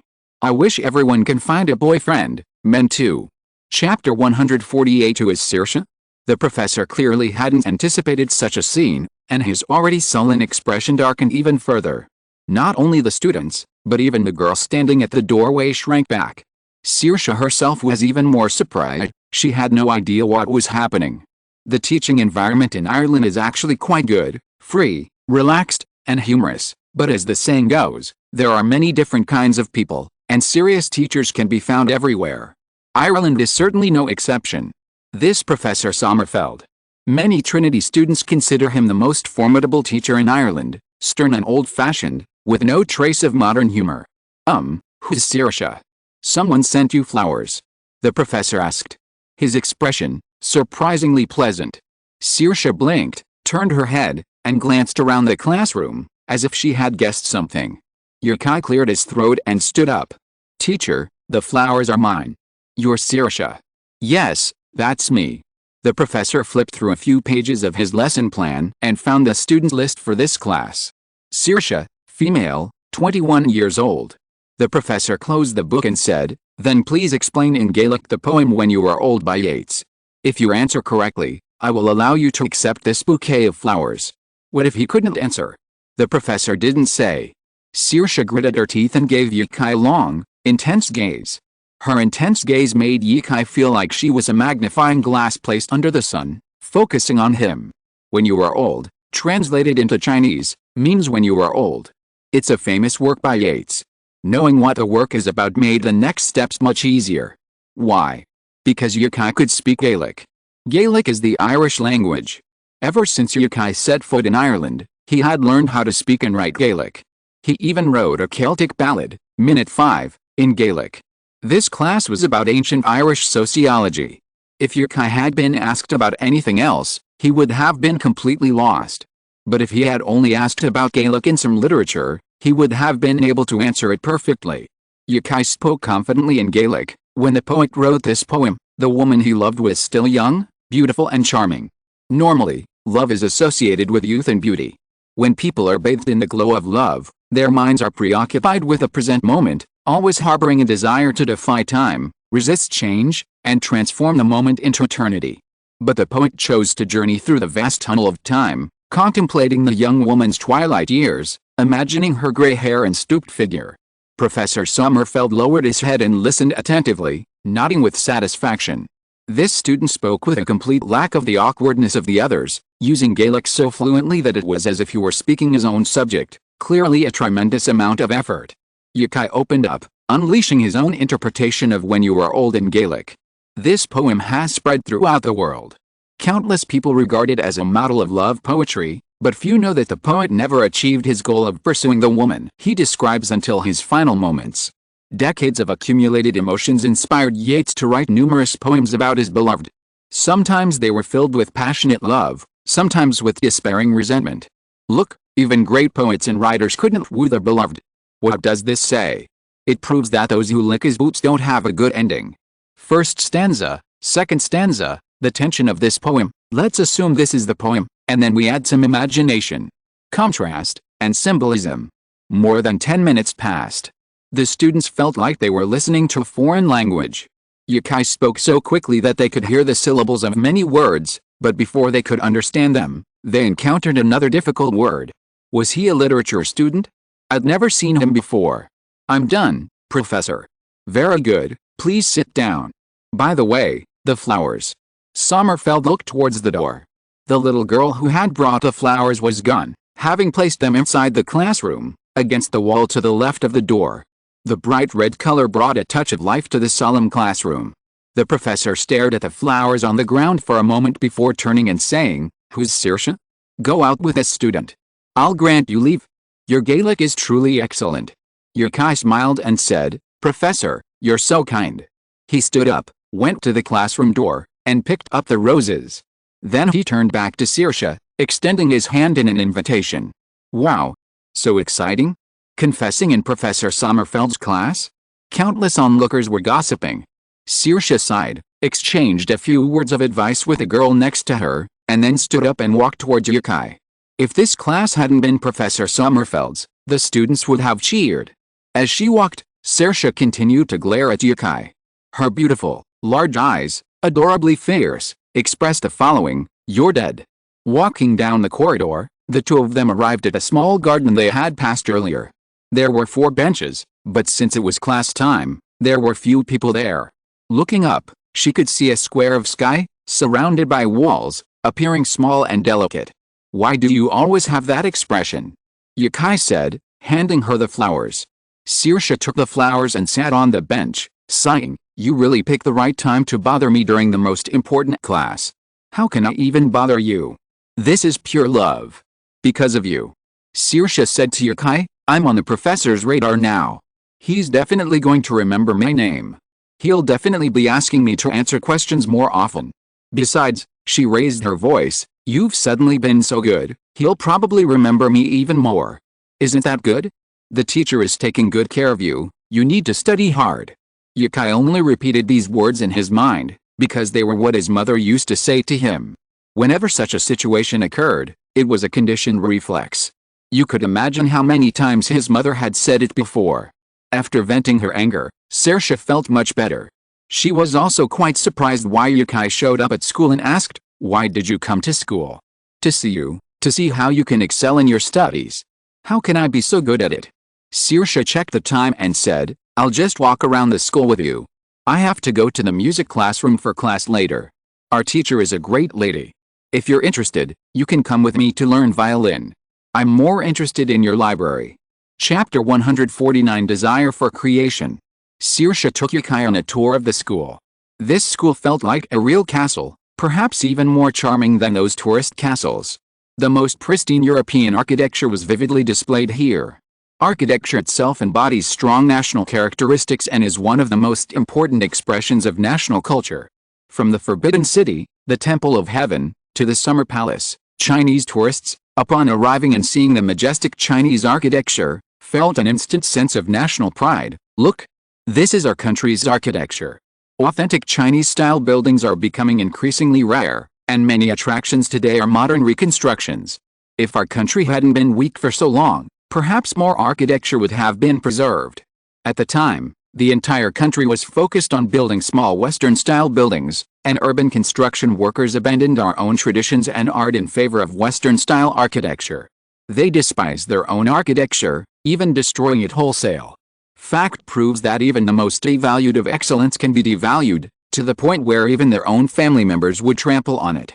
But his inherent qualities can't be concealed in a short period of time. When the time comes, he will continue to shine. After sending Saoirse to class, Yukai left the teaching area and headed for the library. Trinity College's library is the most visited place. It was slightly better the last time I visited, but with Green Hat Day approaching, the crowds are simply too numerous.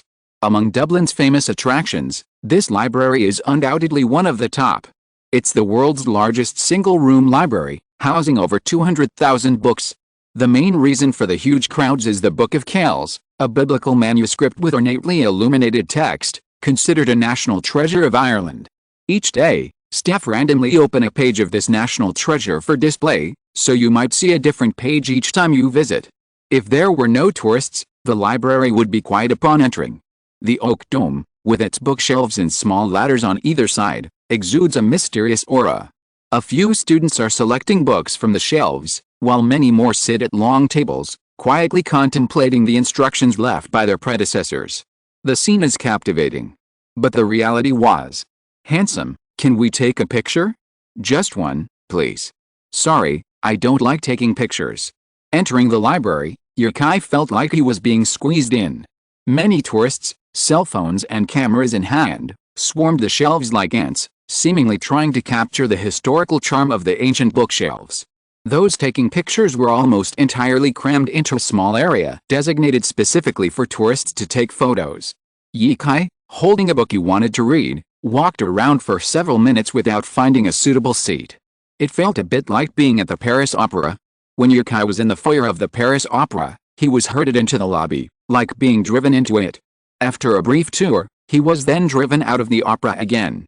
Thinking back to that scene, Yukai suddenly felt a sense of relief. Fortunately, he just couldn't find a seat to read. There weren't so many people squeezing around that it was impossible to turn around. Yukai returned to the bookshelves. There were still relatively few people here. Yukai guessed it was because photography was prohibited in this place. Yukai himself was a photographer, but amidst the clamor, he had no desire to take photos. He even wanted to capture the crowds clamoring for selfies. There were no books in the hallway. The library's layout wasn't a straight line. The tall bookshelves were actually on either side, with the hallway where Yukai was standing in the middle. In front of the bookshelves on either side of the long room stood 2 rows of small busts of world-renowned thinkers, philosophers, writers, and academic patrons. Novelty is the easiest thing to inspire creativity. Graffiti artists want to paint their works on walls they've never seen, and traveling painters passing by the scene stop to paint the beautiful scenery into their paintings. Yukai was a photographer, but he didn't want to take photos, and he wasn't allowed to do so here.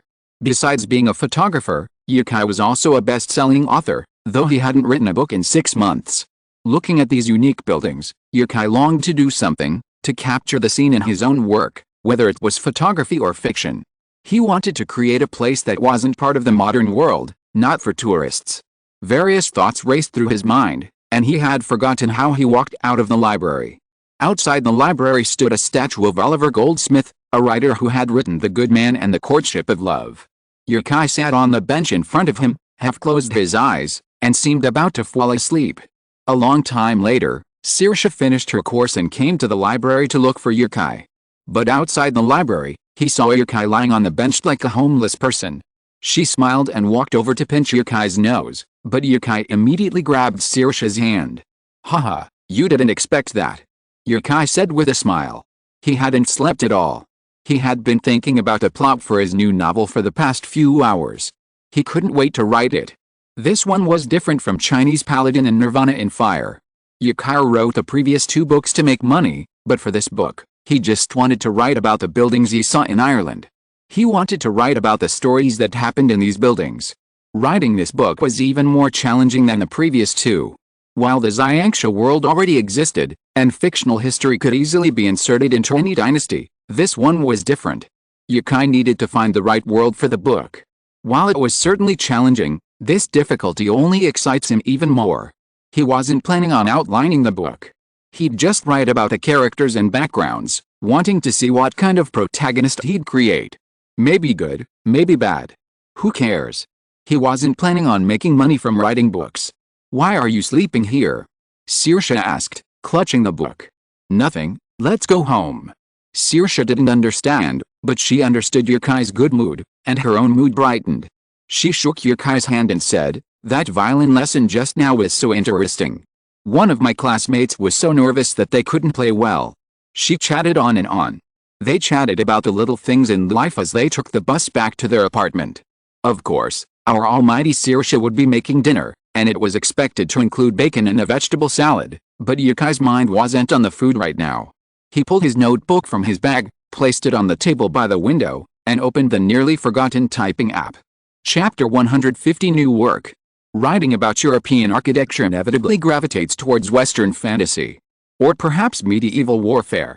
But does warfare require schools and libraries? No, so your cakes and story must be magical, set in a castle-like school. Wizards swishing magic balls, warriors wielding great swords? No. That's too fantastical, completely disconnected from real life, unless Yukai wants to write a story set in another world.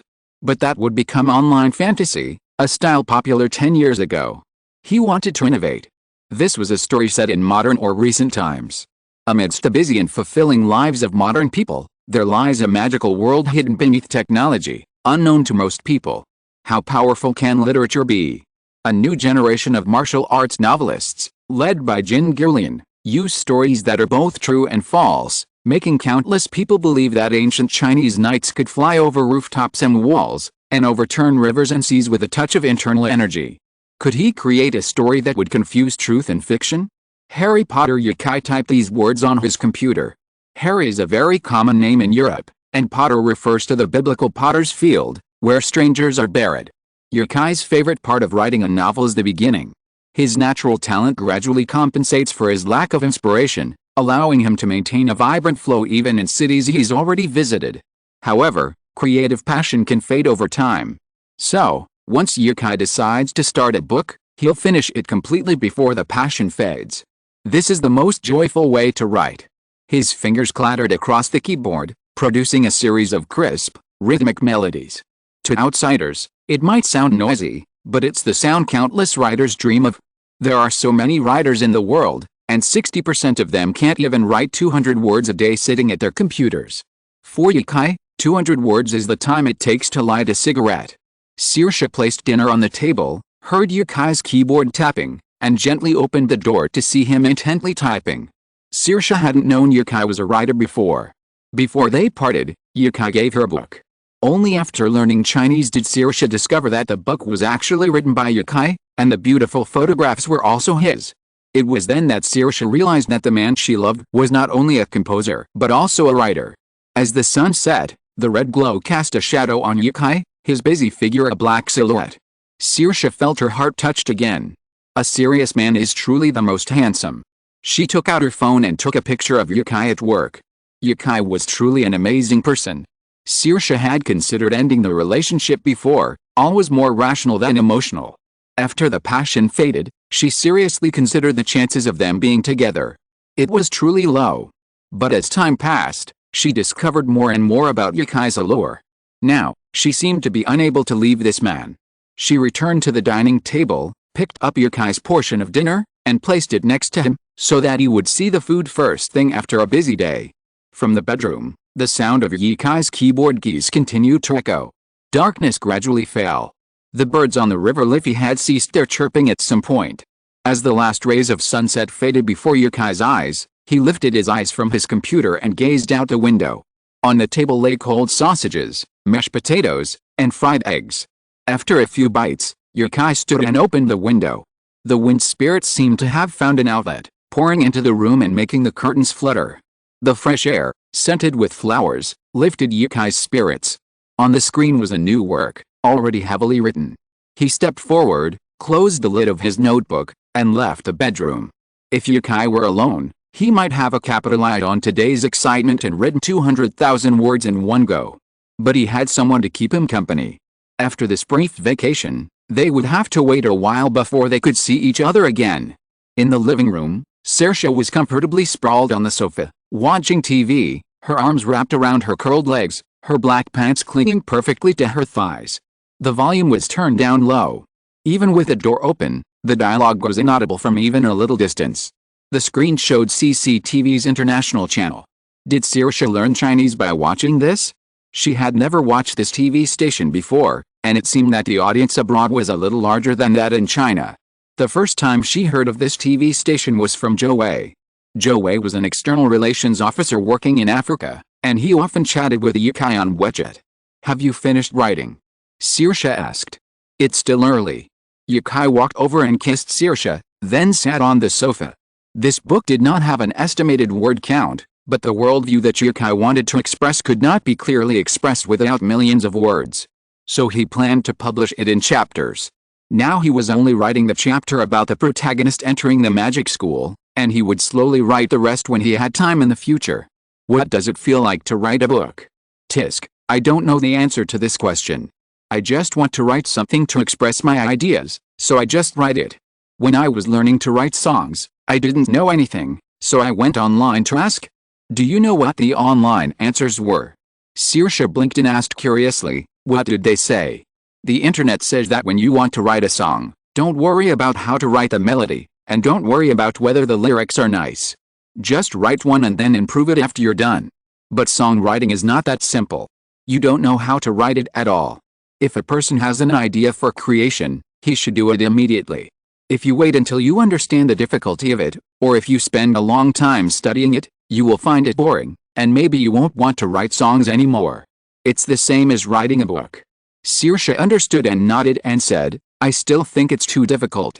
Few people can do as many things as you do. I'd better focus on my violin. Smart idea. In fact, it's the same with traveling. When Yukai read a book introducing Daocheng, he wanted to travel to Daocheng. Daocheng wasn't far from Chengdu. Yukai's job at the time had 2 days off, so he had plenty of time to spend 2 nights there on Friday and drive back for the weekend. But Yukai spent days preparing before leaving. By the time he had everything planned out and was ready to go, he realized he had no desire to go to Daocheng anymore. When the excitement fades, any emotion fades. So, after Yukai made traveling his profession, he completely disregarded planning his itinerary. If he wanted to go somewhere today, he'd leave that afternoon, or tomorrow at the latest. That way, the scenery he saw would be completely unfamiliar. Without a guide or travelogue, everything felt fresh. Time slipped by. More and more tourists filled the streets of Ireland. While St. Patrick's Day is a traditional Irish holiday, over the centuries, as Irish descendants have spread across Europe and America, it has gradually become a common Western holiday. And in Ireland, the birthplace of the festival, countless people from all over the world flock to celebrate the holiday each year. Just as Yukai was tying his green tie and preparing to go downstairs with Saoirse, something concerning Yukai unfolded in China. After such a long period of preparation, Chinese paladin is about to air. Yukai used to take this matter very seriously, of course, that was before he received his royalties. Ever since the royalties arrived and his family's financial problems were alleviated, he hasn't paid much attention to the filming progress. Not only Yukai's fans and followers, but also many fans of Chinese film and television have dedicated their time to Mango TV. Chinese Paladin is directed by Zhou Zimin, a renowned director of fantasy dramas. Of course, Chinese people wouldn't joke about this work. Chinese Paladin was last year's best-selling novel, with a huge readership. Adapting it into a film and television series put a lot of pressure on Tsai Zhengming. When he signed the contract with Yukai, the book wasn't finished yet, and the physical book hadn't been released. Tsai Zhengming simply saw the book's compelling plot and found it suitable for a TV series, but he never imagined Chinese Paladin would become the bestseller of the year. Such a major IP adaptation has only two outcomes: either it becomes a ratings champion, generating both profits and critical acclaim. The other outcome was to fall flat on his face.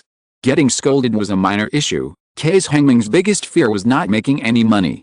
He sent you a WeChat message and waited patiently for the results. Soon, the first comment about the Chinese Paladin TV series appeared on Weibo. The song is great, I can't wait for the plot to begin.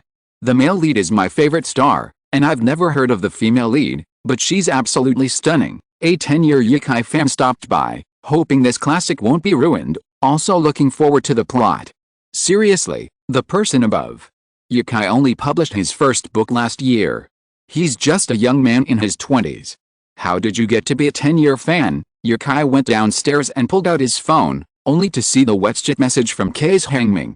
Tsai Zhengming had contacted Yukai a few days ago, but he'd been a bit busy today and had forgotten about it. The time displayed on WeChat showed the message had been sent an hour ago. So, Yukai replied, "How are things going now?" After all, it was a lot of money. Yukai wasn't short of it, but he wasn't above having too much. He initially planned to travel around to earn money from check-in fees, but after only a few countries, his income far exceeded Yukai's expectations. While it wasn't enough to allow him to spend lavishly, it did allow him to travel without feeling strapped for cash. The person on the other end was probably constantly on their phone. Yukai received a reply shortly after sending the message. Tsai Zhengming said, "It's okay now. The ratings aren't available yet, but the online reviews are very positive. Anyone who truly couldn't stand it would have given up watching TV and started trolling online. Right now, everyone's probably watching TV." He hasn't even had time to find the energy to criticize the show. While that doesn't mean Tsai Zhengming has succeeded, it's a good start. End of this chapter. Thank you very much for reaching the end. Don't forget to like. Looking for more exclusive content and immediate access? Subscribe to our Patreon. Remember, every like, subscription, or donation encourages us to continue. Thanks to everyone. See you in the next video.